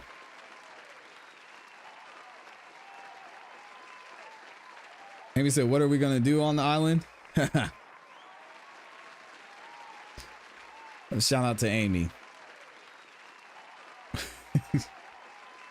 Amy, this is a family show. You know better than that. We're gonna have lots of fun on the island. We're gonna have people, they can fly stuff in. That's about it. I'm not, nope. Y'all, All right, so what we're gonna do is let me actually go to this interview. If y'all haven't seen this yet, man, shout out to Billy Bush. Oh, you said me? Oh, my bad. You didn't say me. You said what are going to do on the island, Amy. You set me up.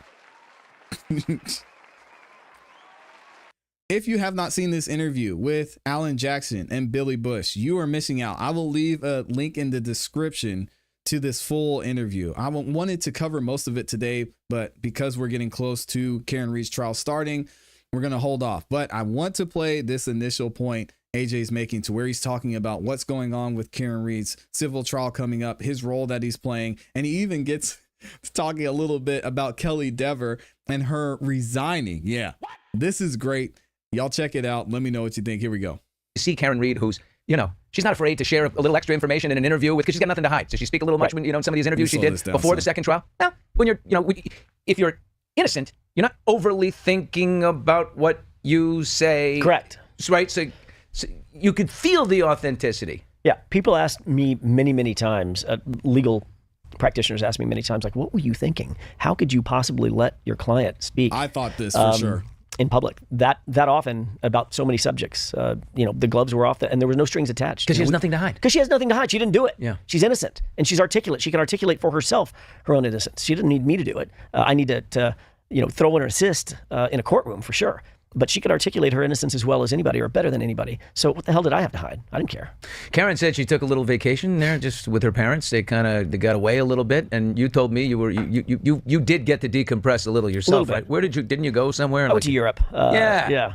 I had a birthday, so I was able to steal away to Europe for a little bit. And I'm seeing you on a yacht somewhere in the Mediterranean. Was there a little? That may have happened. There may have been a boat somewhere. Yeah. Maybe it was a rowboat, not a yacht. But do you know how to unwind? I mean, you're very busy. No, and I don't. That's No. why I'm hanging out with you.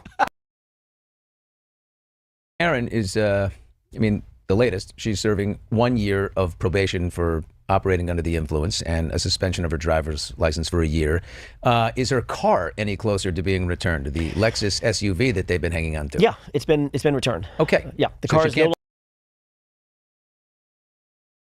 longer in the Massachusetts State Police possession. It's in our possession, or tangential to our possession. Mandatory treatment program, that was part of it, right? Does she have to do that? Yes, she's following all the protocols of a standard DUI in Massachusetts. Nothing special, nothing more, nothing less. Yeah. Other latest news, Kelly Dever. You said Dever, and you were right. Because it would be two V's if it was Dever. Right? The difference between Eddie and Edie, right? You were right calling her. Yeah. You should have said, you know what, ma'am? Actually, no, that is not your last name. Your last name is Dever. But anyway, Kelly Dever, who originally stated she saw Brian Higgins and Canton Police Chief Kenneth Berkowitz suspiciously surrounding Karen's Lexus SUV in the Canton Police garage called Sallyport, then later called it a false memory under your cross. She resigned from the Boston Police Department on September 1st. She was on medical leave or family leave or whatever all summer long. What are your feelings about her today? Do you have any, sort of, I don't know, sympathy for, it's kind of a sad character. Sympathy. Her whole life, she's so young and she's just got any? Or is she? Zero. No sympathy whatsoever. She's also a grown woman. Young, I don't care. She's grown. Certainly rude. She was old enough to carry a gun. She was old enough to carry a badge. She was old enough to take an oath, right? Yeah. Those things come with consequences, right? You've got responsibilities. And look, I take no pleasure in, I'm not going to dance on her demise, but do I have sympathy for her? No. She made her bed, as the old saying goes, and she's got a lie in it. So I think it's exactly what should have happened did happen. She should not ever carry a gun, carry a badge, be in a position of authority, running herd over the community. It comes with consequences.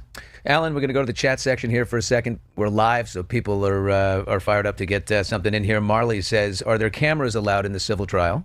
It's up to the judge. Normally, cameras do not go in civil cases, but look, think of Johnny Depp. So cameras were allowed in that case. So we'll see. I don't know. It's up to the judge. Lizard says, what's up with the Jen McKay?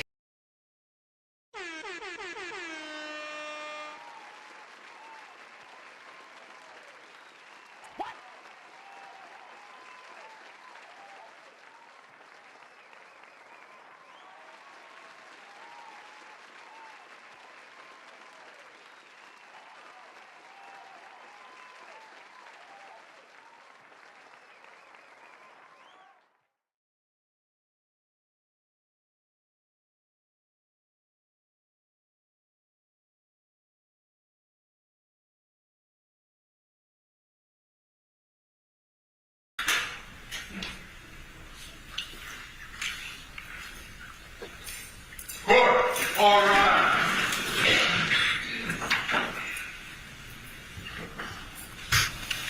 Good afternoon, folks. Good job, of course. Now in session. Please be seated. Good afternoon, Your Honor. Good afternoon. All before the court is 2483 CV 692. This is the case of Paul O'Keefe et alia versus C&C Hospitality, LLC, DBA, CF McCarthy et alia. Case is called for status and for Rule 12 motions. Counsel, please introduce yourself for the record. Beginning with plaintiff's counsel. And if you can state the party you represent as well. Thank you. Good afternoon. Sorry, guys. I didn't realize I was muted that whole time. We're getting back into it. I wanted to ask y'all, what should we call this? Is it Karen Reed Part 3? Karen Reed Civil Trial? I don't know. Either way, we're going to go ahead and get into it. We're back with Karen Reed in court. I mean, talk about PTSD. Sheesh. Good afternoon, Your Honor. Attorney Mark Diller on behalf of the plaintiffs. Good afternoon. Good afternoon, Your Honor. Dan Buck on behalf of the plaintiffs. Good afternoon. Good afternoon. Good afternoon, Your Honor. Damon Seligson on behalf of the defendant, Karen Reed. Good afternoon. Good afternoon, Your Honor. Charles Waters for defendant Karen Reed. Good afternoon, Your Honor. Alan Jackson on behalf of Ms. Reed. Good afternoon. Good afternoon, Your Honor. Aaron Rosenberg also on behalf of Ms. Reed. Good afternoon. Good afternoon, Your Honor. William Kimmel on behalf of Karen Reed. Pot 3, you're right. Got it. Okay. Good afternoon, Your Honor. Christopher George on behalf of the defendant, Karen Reed. Good afternoon, Your Honor. Marissa Palladini on behalf of Karen Reed. Good afternoon. Yo, look at Karen Reed up there. Your Honor, David Hassett on behalf of Waterfall Bar and Grill. Okay. I'm sorry, you say the waterfall? Waterfall. Got it. Good afternoon, Your Honor. Karen Reed also on behalf of Waterfall Bar and Grill. Good afternoon. Good afternoon, Your Honor. Looking Rose on behalf of the defendant, C.F. McCarthy's. Good afternoon. Okay, that's all the counselors. Good afternoon, folks, and welcome everyone to the event for this afternoon. When I was assigned this case last spring, the first thing I wanted to do was try to get a sense of where we all were going to fill in our tracking order and get a sense of what direction this case is going. And in the meantime, it looks like there was a motion to dismiss filed by the defendant. So what I would like to do is go through some of the procedural issues that you see in the case for now. We can talk about tracking order. I do think that it's important to get a trial date established at this point, like we would do with any kind of a wrongful death tort action. So to that end, we'll start with the plaintiff. What do you see as procedural issues? I'd like to get an update on discovery and how that's all going. Counsel? And then we'll get into the motions to dismiss as a substantive issue. I know there's a lot of people here that want to see what the case is all about, but I think it's more important at least to get an idea procedurally where you stand. Understood, Your Honor. Plaintiff has served all of the defendants with discovery. All of the defendants are currently late with regard to producing discovery. We have not received any as of yet, or minimal. We have started to get some of the documents from the DA's office, though we are is significantly deficient at this point. We're still waiting for the records to come in. So we undertook with the stay that we weren't able to get any information, and the DA's office wasn't turning anything over while the criminal matter was pending. So we're still trying to get all the documentation in. Okay, but just if I can follow up on that, the stay that was issued, Judge White had issued one back in maybe the fall. I had issued one when the criminal trial was ongoing, and that was sort of a self-defining 60-day or whichever comes first. So that should be pretty much in the rearview mirror for now, right? I recognize that, Your Honor. Right. So when the stay was lifted, all discovery was served on the parties or thereabouts. When you say discovery, we're talking about depositions, documents, notices of depositions, or no? Only one deposition has been noticed, and it's been tabled because we don't have any documents at this stage. I see. Okay. So it's really the paper discovery that you're looking for. And when you say the DA's office, that obviously is not the defendants. That's going in a different direction, but you're pursuing that sort of on your own? Right, but we've also, I anticipate that the defendants have all the same data that was exchanged during the criminal matter, to which we haven't ever received. So we have requested that both from the defendant, and we've requested it from the DA's office. Okay. It is coming in from the DA's office in parts, and I anticipate we should have it all within the next 21 days, is my guess. Okay. All right, procedural issues from the defendants. We can start with you, Attorney Seligson. Thank you, Your Honor. As we're anticipating the status of this case, it's important to inform the court that from Ms. Reed's perspective, we have affirmative claims that we intend to bring on her behalf. Those claims stem from the same facts that are at issue in this case. Those claims, Your Honor, are against parties that are not in the litigation at this point, including the Massachusetts State Police, Lieutenant Brian Tully in his personal capacity, Sergeant Yuri Buchanan in his personal capacity, Michael Proctor. Those claims would be in the nature of violations of Karen Reed's civil rights and conspiracy. The claims against the Massachusetts State Police would be negligent training, supervision, and retention of Massachusetts State Police troopers. We also intend, Your Honor, to bring claims, affirmative claims, against Brian Albert, Nicole Albert, Matthew McCabe, Jennifer McCabe, and Brian Higgins. Oh, they suing all of them. They suing everybody up in here. This is crazy.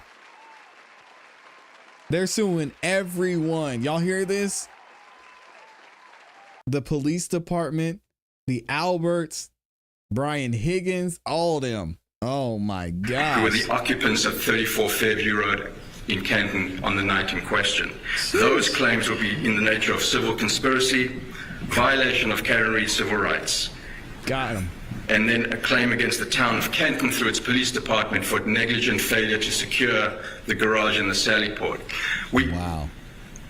Asking the court's permission to bring those claims in this case because they do arise out of the same nucleus of operative facts. In order for us to fairly defend Ms. Reid in this case, those claims, those parties need to be asserted in this case. What we'd like to ask the court's indulgence for is we have a proposal of how to bring those claims in, given the voluminous nature of this case. That would be 10 additional parties coming in.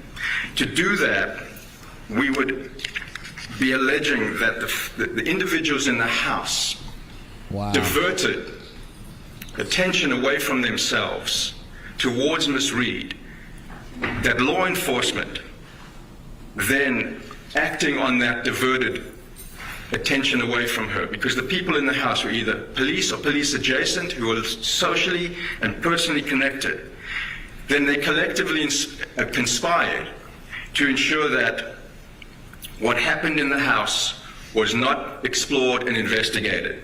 And instead, Ms. Reid was wrongfully targeted, maliciously prosecuted, made to face 2 criminal trials for the death of John O'Keefe, and is now facing allegations of wrongful death, all stemming from the same claims. How do we synthesize the process to bring these claims and parties in? What we're asking the court to consider is for us, at the time we file her answer to the complaint, we've got some claims that we're asking to be dismissed. Regardless of how the court decides those, we still have to file an answer on her behalf. Our suggestion would be to file those claims against those parties in the same pleading. Serve all of those new parties with that complaint. Allow them 30 days, not the normal 20 days, to respond so the court can have one hearing on whether some may bring dispositive motions, some may file general answers, so that we can then decide how and who is in the case and proceed forward. So I bring that to the court's attention. And I'm happy to brief it so that Mr. Diller can have an opportunity. Well, at a minimum, you're going to do that. I'm envisioning what the plaintiffs are going to say to this rather extraordinary process, but go ahead. But that would be, otherwise it's going to be a very unwieldy, delay-inducing process, and we're not looking to do that. This accounts for trying to conserve judicial resources, trying to have a streamlined approach, at the same time making sure that all the claims and all the parties are in this case. The alternative would be for us to file a separate action on Ms. Reid's behalf, alleging these claims, and then move to consolidate immediately with this case, which Your Honor has broad discretion to allow. The point being, the claims should be in this case. They all arrive out of the same facts. They're not separate. And that's essentially what we'd like to do. We'd like to brief that, Your Honor, and have the plaintiffs respond and then proceed from there. Okay. All right. Let's hear it then from the Waterfall. Yes, Your Honor. We are in the process of completing written discovery propounded to us from the plaintiff for order of extension until next month. We anticipate that will be completed then.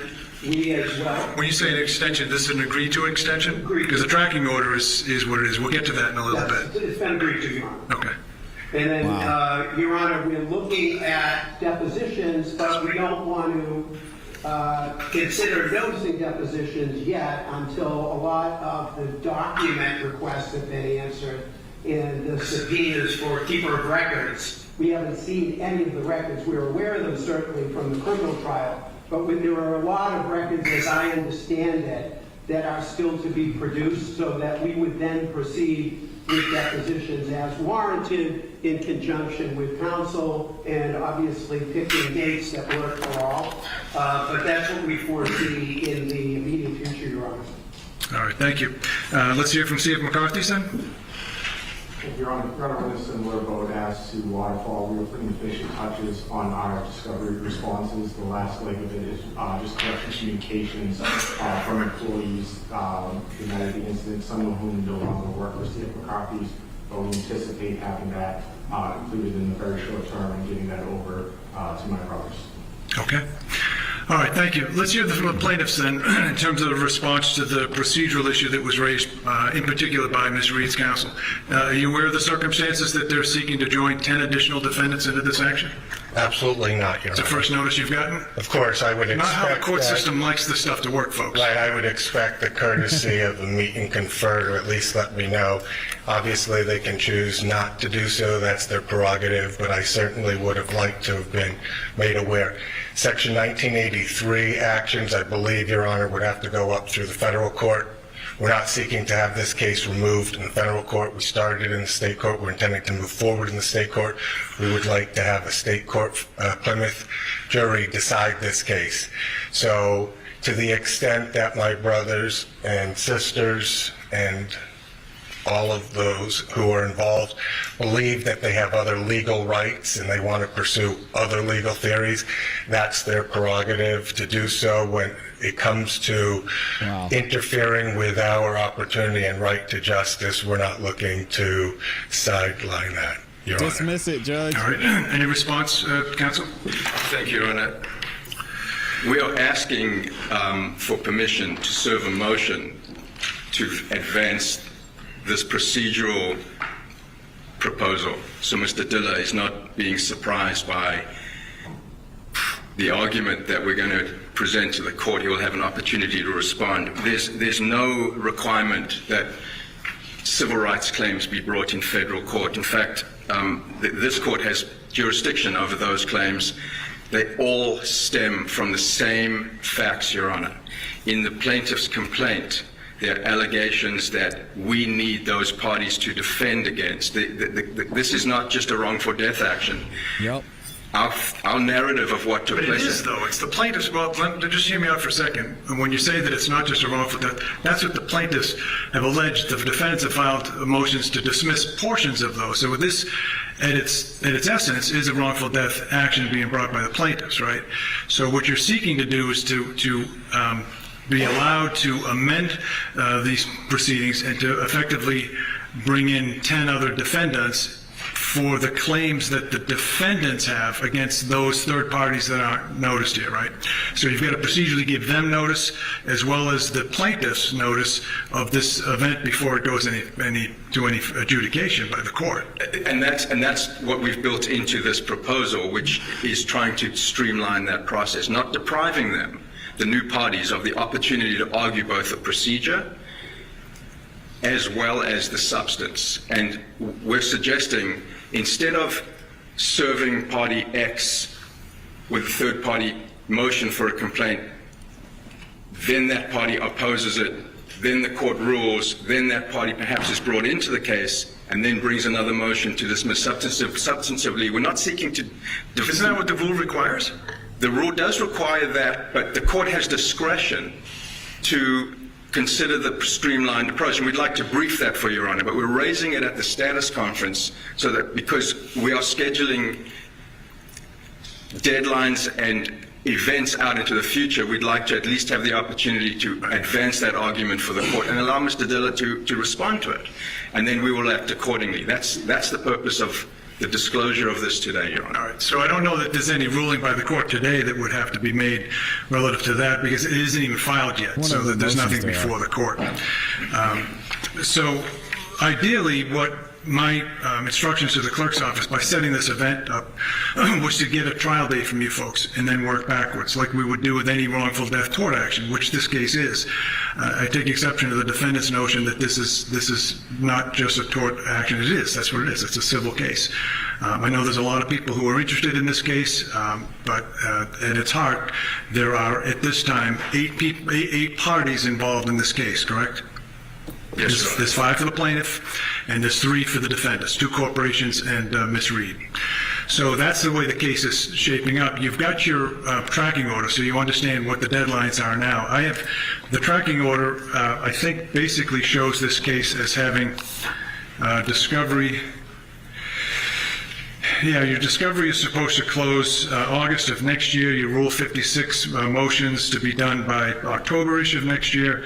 Final pretrial conference February of 2027 with judgment by August 26th of 2027. So that's what the tracking order has in store as the case stands now, right? So this isn't going to be done from 2 years from now? Oh, man. What a mess. I mean, we could get you a trial date way sooner than that if you wanted to. I mean, literally, I could, the clerk and I were talking earlier before today's proceeding, and I may end up having to suspend, depending on what the circumstances. We were charging the jury on a homicide case earlier today. So we have a deliberating jury right now, so I don't know that I may have to suspend and then rejoin here in a little bit. But for now, so you understand it, we could get you a trial date as soon as practically this spring on this case. But to join 10 new defendants under wholly separate theories for people that haven't even been joined yet in this litigation puts that on its head. There's no way you wouldn't even have this procedural process outlined by the spring, most likely.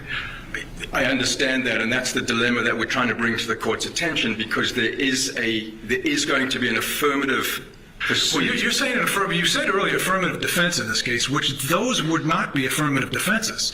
Those are wholly separate third-party causes of action against people who are not part of this litigation, correct? So it's not an affirmative defense. It's not an affirmative defense in the traditional sense, but it is part of the defense in the face of the wrongful death claims. The wrongful death claims stem from the same facts that the affirmative claims would be seeking to be pursued against. So it is the same set of facts. If we were to file a separate action, Your Honor, where Karen Reed is the plaintiff and these parties that I've identified are the defendants, we would be pursuing down 2 separate pieces of behemoth litigation when we can consolidate them at the same time. That's what we're trying to suggest may be a more streamlined approach. You got the whole family in there again. It's not intended to delay. It's actually intended to try and synthesize the process and conserve resources, attain judicial economy without prejudicing the plaintiff. Discovery is already ongoing. But to have 2 depositions, for example, of parties in 2 separate cases, where we can have one and the claims could proceed at the same time, just seems to make judicial sense. That's why we're raising it. But we'd like to brief it if the court gives us that permission. Okay. All right. On that last discrete issue, anything else from the plaintiffs? We have served them with discovery, asking them, they have a burden if they're going to do affirmative defenses to establish that there are third parties who are responsible here. That can be their affirmative defense, but they have a burden to prove that. And if they can't meet that burden, then it should never come into our case. If they're seeking to overlap these 2 cases and throw it as far wide-ranging as they've just announced, then there's no way that we would not be prejudiced by their strategy in the plaintiff's underlying case. All right, those issues are reserved. I certainly am not going to make any ruling on that. There's nothing formally before the court, no written motion, no Rule 9A or 9C certificate, none of that stuff. So it's not procedurally before the court, but certainly I appreciate hearing the argument nonetheless that this may be the future landscape of the case. What also brings us here, when I noticed the status conference for today, the defendants have filed motions to dismiss. If you're prepared, I'll go forward on that, let you deal with the substance of the motions to dismiss. I have read through your material, so I get the gist of what the defendants are raising. Counsel, would you like to proceed? Thank you, Your Honor. As we've briefed, Your Honor, the counts that are at issue in the motion to dismiss are counts 13, the counts 10 through 13. They are infliction of emotional distress claims. As we have presented in our papers, none of the plaintiffs observed the alleged incident that is described in the complaint. None of the plaintiffs came upon the decedent in close enough proximity to state a claim for emotional distress. There is no... The cases, Your Honor, limit when a claimant can claim emotional distress. The cases talk about temporal, spatial, and relational limitations.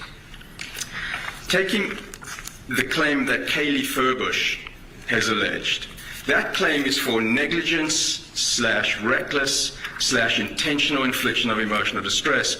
And the basis of that claim is that there was a discussion on the telephone or discussion after Karen Reed had left 34 Fairview in Canton and had somehow started to fabricate a story about what had taken place.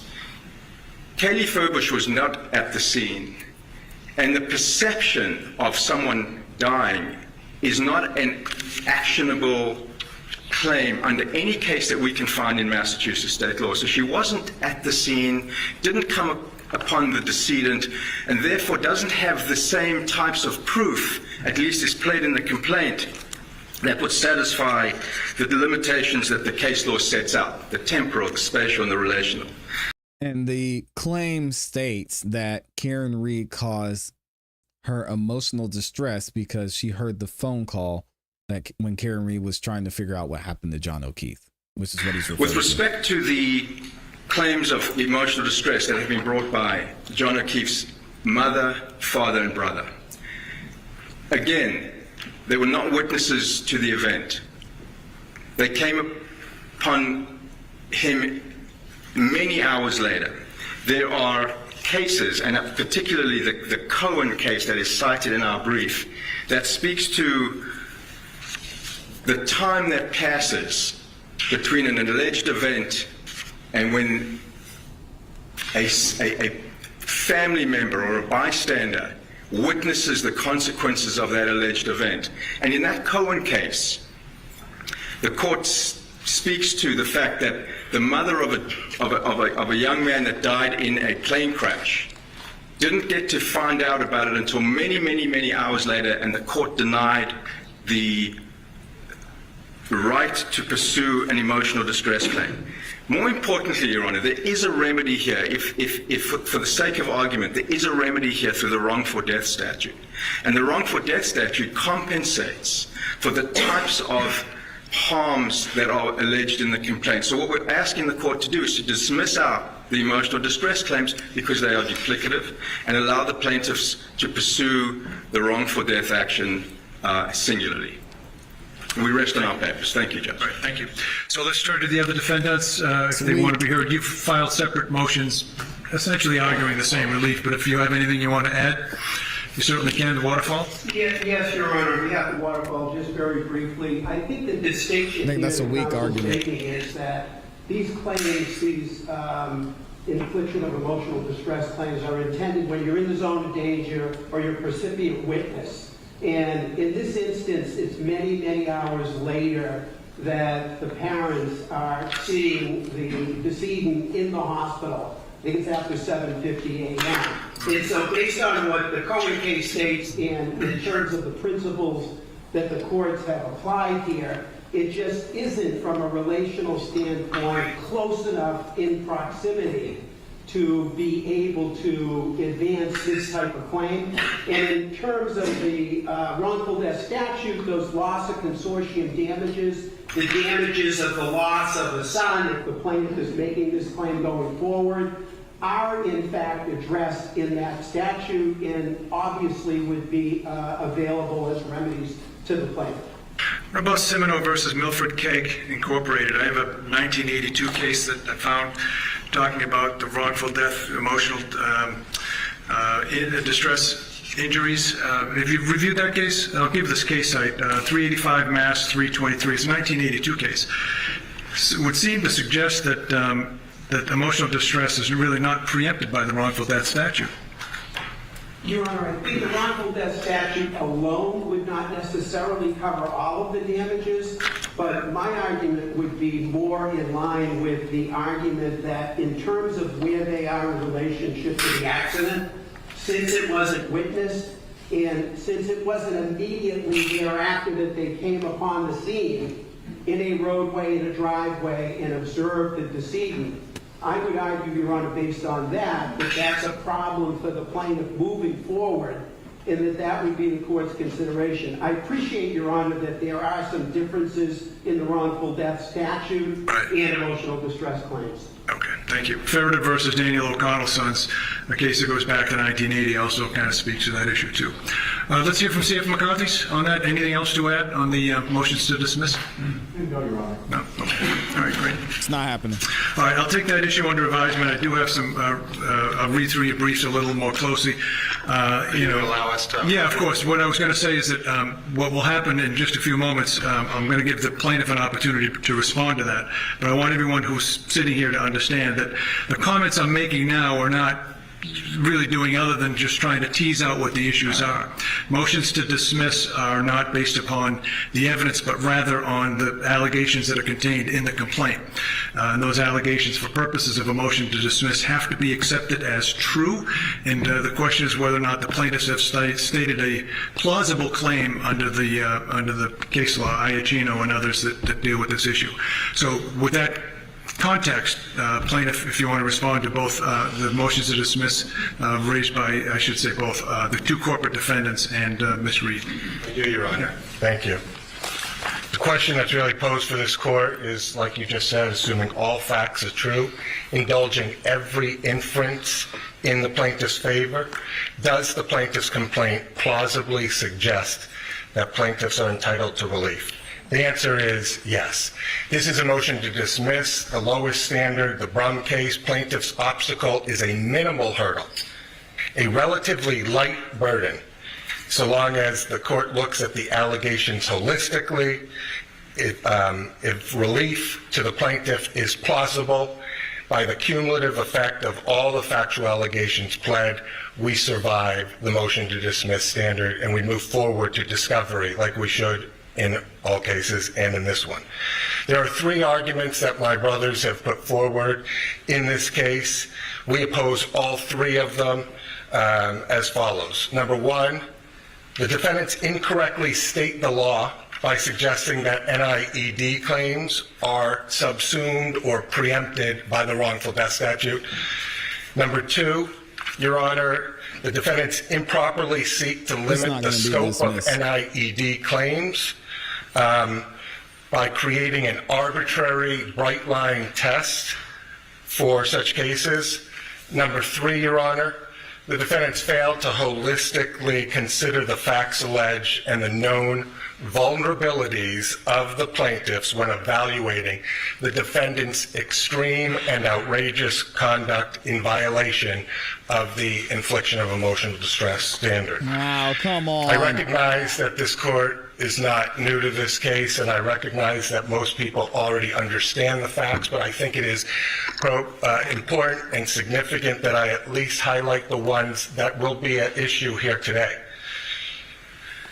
Throughout, we intend, like we did in the complaint, to refer to John O'Keefe as JJ. That is what he was affectionately referred to by his niece and nephew. Oh, that's nice. JJ no longer has a voice. His life was wrongfully taken on January 29th, 2022.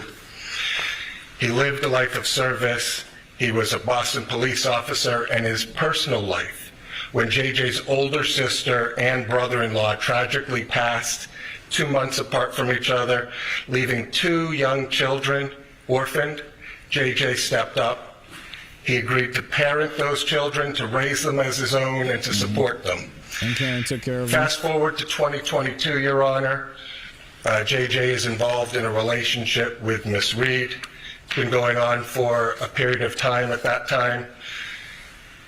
January 29th, 2022, Karen drives drunk. She reverses her SUV. She knocks JJ down. She leaves him to die in the cold. And Reed knows that she strikes the plaintiff. Rather than seeking to help or calling 911, she returns to JJ's home. There, JJ's 14-year-old niece, Kaylee, a plaintiff in this case, is home alone, asleep. That's when Karen starts plotting. Now, it is significant for the facts for you to understand the context here. Karen Reed knows Kaylee well. She's been in her life for almost up to 2 years. She has served as a part-time maternal figure in her life. She knows that Kaylee is a vulnerable child, having lost 2 parents tragically. And 1 to 2 hours before JJ's body is ever found, before anybody knows his whereabouts, Karen Reed decides to wake up Kaylee in a panic. She tells Kaylee something happened to JJ. He's dead. He's been hit by a plow. Did I hit him? All to a 14-year-old child woken up from sleep who's already lost 2 parents. Oh, we lost the feed. After provoking this chaos in the middle of the night, Karen Reed has to hit Miss Reed leaves Kaylee alone, vulnerable, shocked, again, guys, it's and not afraid. Me. Unfortunately, It's now 1 to 2 hours later. It's at or around 6 a.m. in the morning. JJ's injured body is now found. Right where Karen left him is where the hospital. The mic doesn't pick up BS. Plots she found against the O'Keefe operations and Miss Reed. So that's the way the case is shaping up. You've got your operations and Miss Reed. Oh, you guys can hear. So that's the way the case is shaping up. You've got your tracking order. So you case, we oppose all 3 of them as follows. Number 1, the defendants incorrectly state the law by suggesting that NIED claims are that statute. Number 2, Your Honor, the defendants improperly seek to limit the scope of NIED claims by creating an arbitrary bright line test for such cases. Number 3, Your Honor, the defendants failed to holistically consider the facts alleged and the known vulnerabilities of the plaintiffs when evaluating the defendant's extreme and outrageous conduct in violation of the infliction of. Okay, here we go. Now we got it back. My bad, guys. 2 young children orphaned. Here we go. Cold. And Reed knows that she strikes the plaintiff. Rather than seeking to help or calling 911, she returns to JJ's home. There, JJ's 14-year-old niece, Kaylee, a plaintiff in this case, is home alone, asleep. That's when Karen starts plotting. Now, it is significant for the facts for you to understand the context here. Karen Reed knows Kaylee well. She's been in her life for almost up to 2 years. She has served as a part-time maternal figure in her life. She knows that Kaylee is a vulnerable child, having lost 2 parents tragically. And 1 to 2 hours before JJ's body is ever found, before anybody knows his whereabouts, Karen Reed decides to wake up Kaylee in a panic. She tells Kaylee something happened to JJ. He's dead. He's been hit by a plow. Did I hit him? All to a 14-year-old child woken up from sleep who's already lost 2 parents. After provoking this chaos in the middle of the night, Miss Reed leaves Kaylee alone, vulnerable, shocked, and afraid. It's now 1 to 2 hours later. It's at or around 6 a.m. in the morning. JJ's injured body is now found. Right where Karen left him, buried in the snow, 911 is called. This is so dumb. Now is when JJ's family learns of JJ's injury. JJ's injuries at this point enter into the O'Keefe's consciousness at around 6 a.m. They rush to the hospital. It's 7:50 a.m. That's when the hospital pronounces JJ dead. And within minutes of being pronounced dead, that's when the O'Keefe family sees their son in the injured state that he was in as a result of the wrongful conduct. From January 29th forward, Your Honor, Karen Reed plots, she fabricates a conspiracy, she launches a public campaign of disinformation, and she involves a blogger named Turtle Boy. She leaks not for public information through him. She pits her followers against the O'Keefe family, and all the while, Karen knows that the O'Keefe family is also vulnerable, grieving another tragedy in their family. The O'Keefes and Kaylee suffer severe emotional distress. It's more than anguish and more than grief, and it is not overlapping with the wrongful death statute. So the first argument that the defendants made, they claim that JJ's parents are precluded from bringing NIED claims because such damages are duplicative of the wrongful death statute. We reject that argument. JJ's parents are the next of kin, and their emotional distress claims are not preempted by the wrongful death statute. They took their first shot across the bow by making that their primary argument. Presumptively, they did so because it believed it's their best argument. But the problem with that argument, as Your Honor has already pointed out, it patently misstates Massachusetts law. You have pointed out the Cimino case, where, let me just point out first the wrongful death statute. It has two components for damages. It has two buckets of damages. It has the... I can't believe they're going for the wrongful death after she's been found not guilty. I'm going to have to get Kel Bell. I know you're watching, the Honorable Attorney Kel Bell, and many of the other attorneys who are watching this. Please, guys, how is this happening? It makes no sense. A jury is going to see that she was found not guilty. And they're also, if they make it to trial, going to be able to call the other ones involved. Not great. Not great at all. Estate's damages, those all are JJ's damages. His conscious pain and suffering, the medical bills, things that relate to his damages. And then we have the second bucket, the next of kin bucket. Those are lost value damages. The lost value of JJ being in his next of kin's life. And in that case, Your Honor, it is just the parents. Now, they suggest that those are overlapping with the NIED, but Your Honor was right to point out the Cimino case, where a drunk driver kills a 9-year-old boy. The father of that 9-year-old boy brings a case against the drunk and the bar for over-serving him. The father brings two separate causes of action, one for wrongful death, one for NIED, negligent infliction of emotional distress. The court held in that, and I quote, argument that plaintiff's claim for emotional distress is preempted by wrongful death action misconstrues the common law cause of action for emotional distress. Emotional distress, as the concept has evolved in the Commonwealth, is a severe psychological shock directly resulting from experiencing or witnessing the effects of the defendant's conduct.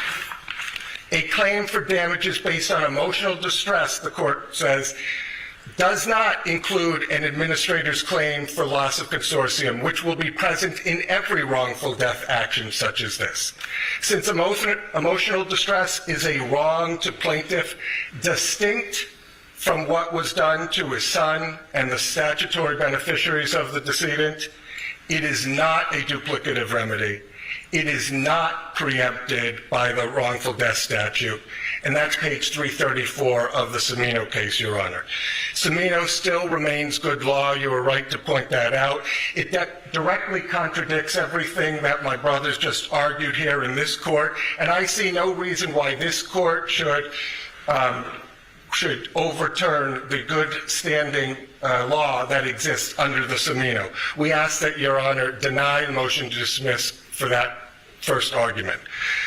The second argument that they make, Your Honor, is that the plaintiffs NIED claims are not sufficiently contemporaneous with the alleged accident because the family sees JJ 7 hours after the accident. But the law does not endorse such a narrow, arbitrary interpretation of the law. It is misplaced for the defendants to focus arbitrarily on the time of the accident, because let's look at the law itself. The liability for NIED depends on a number of factors: where, when, and how the injury enters into the consciousness of the plaintiffs. And it also requires the degree of relationship between those plaintiffs. But I repeat, where, when, and how the injury enters into their consciousness. It is misplaced for the defendants to suggest that it matters that plaintiffs were not at the scene of the accident, because, as you pointed out, the Farrader case stands in the exact opposite, where the plaintiff who rushes onto the scene and finds his loved ones injured has no greater entitlement to emotional distress for that shock than a plaintiff who rushes to the hospital, so long as the shock follows closely on the heels of. It is misplaced for the defendants also to suggest that there is a bright line test for the number of hours that passes between the time of an accident and when the injury enters into the consciousness of the plaintiffs. Your Honor has persuasive authority from the Zachary case that shows that an NIED case can survive even when the close family doesn't see the deceased body or the injured body until a day later after the wrongdoing. There is no bright line test. NIED is a fact-intensive analysis. And when we apply the law to the facts of this case, let's look at where, when, and how the injury enters into the consciousness of the people that we're bringing those cases for. It's 12:30 a.m. and nobody except Karen Reed knows about JJ's injuries. Defendant's wrongdoing continues into those early hours. She knows she struck him. She seeks no medical help. Instead, she chooses to cover it up and hides the injuries from anyone. It's not until 6 a.m. that JJ's injuries are even capable of getting into anyone's consciousness. Wow. The O'Keefe family immediately learns of JJ's injury, and they, closely on the heels, they rush to the hospital, at which time they see the deceased body within minutes of him being declared dead. All right, now they're talking about some BS. Guys, I gotta run up out of here, but we will finish this tomorrow morning.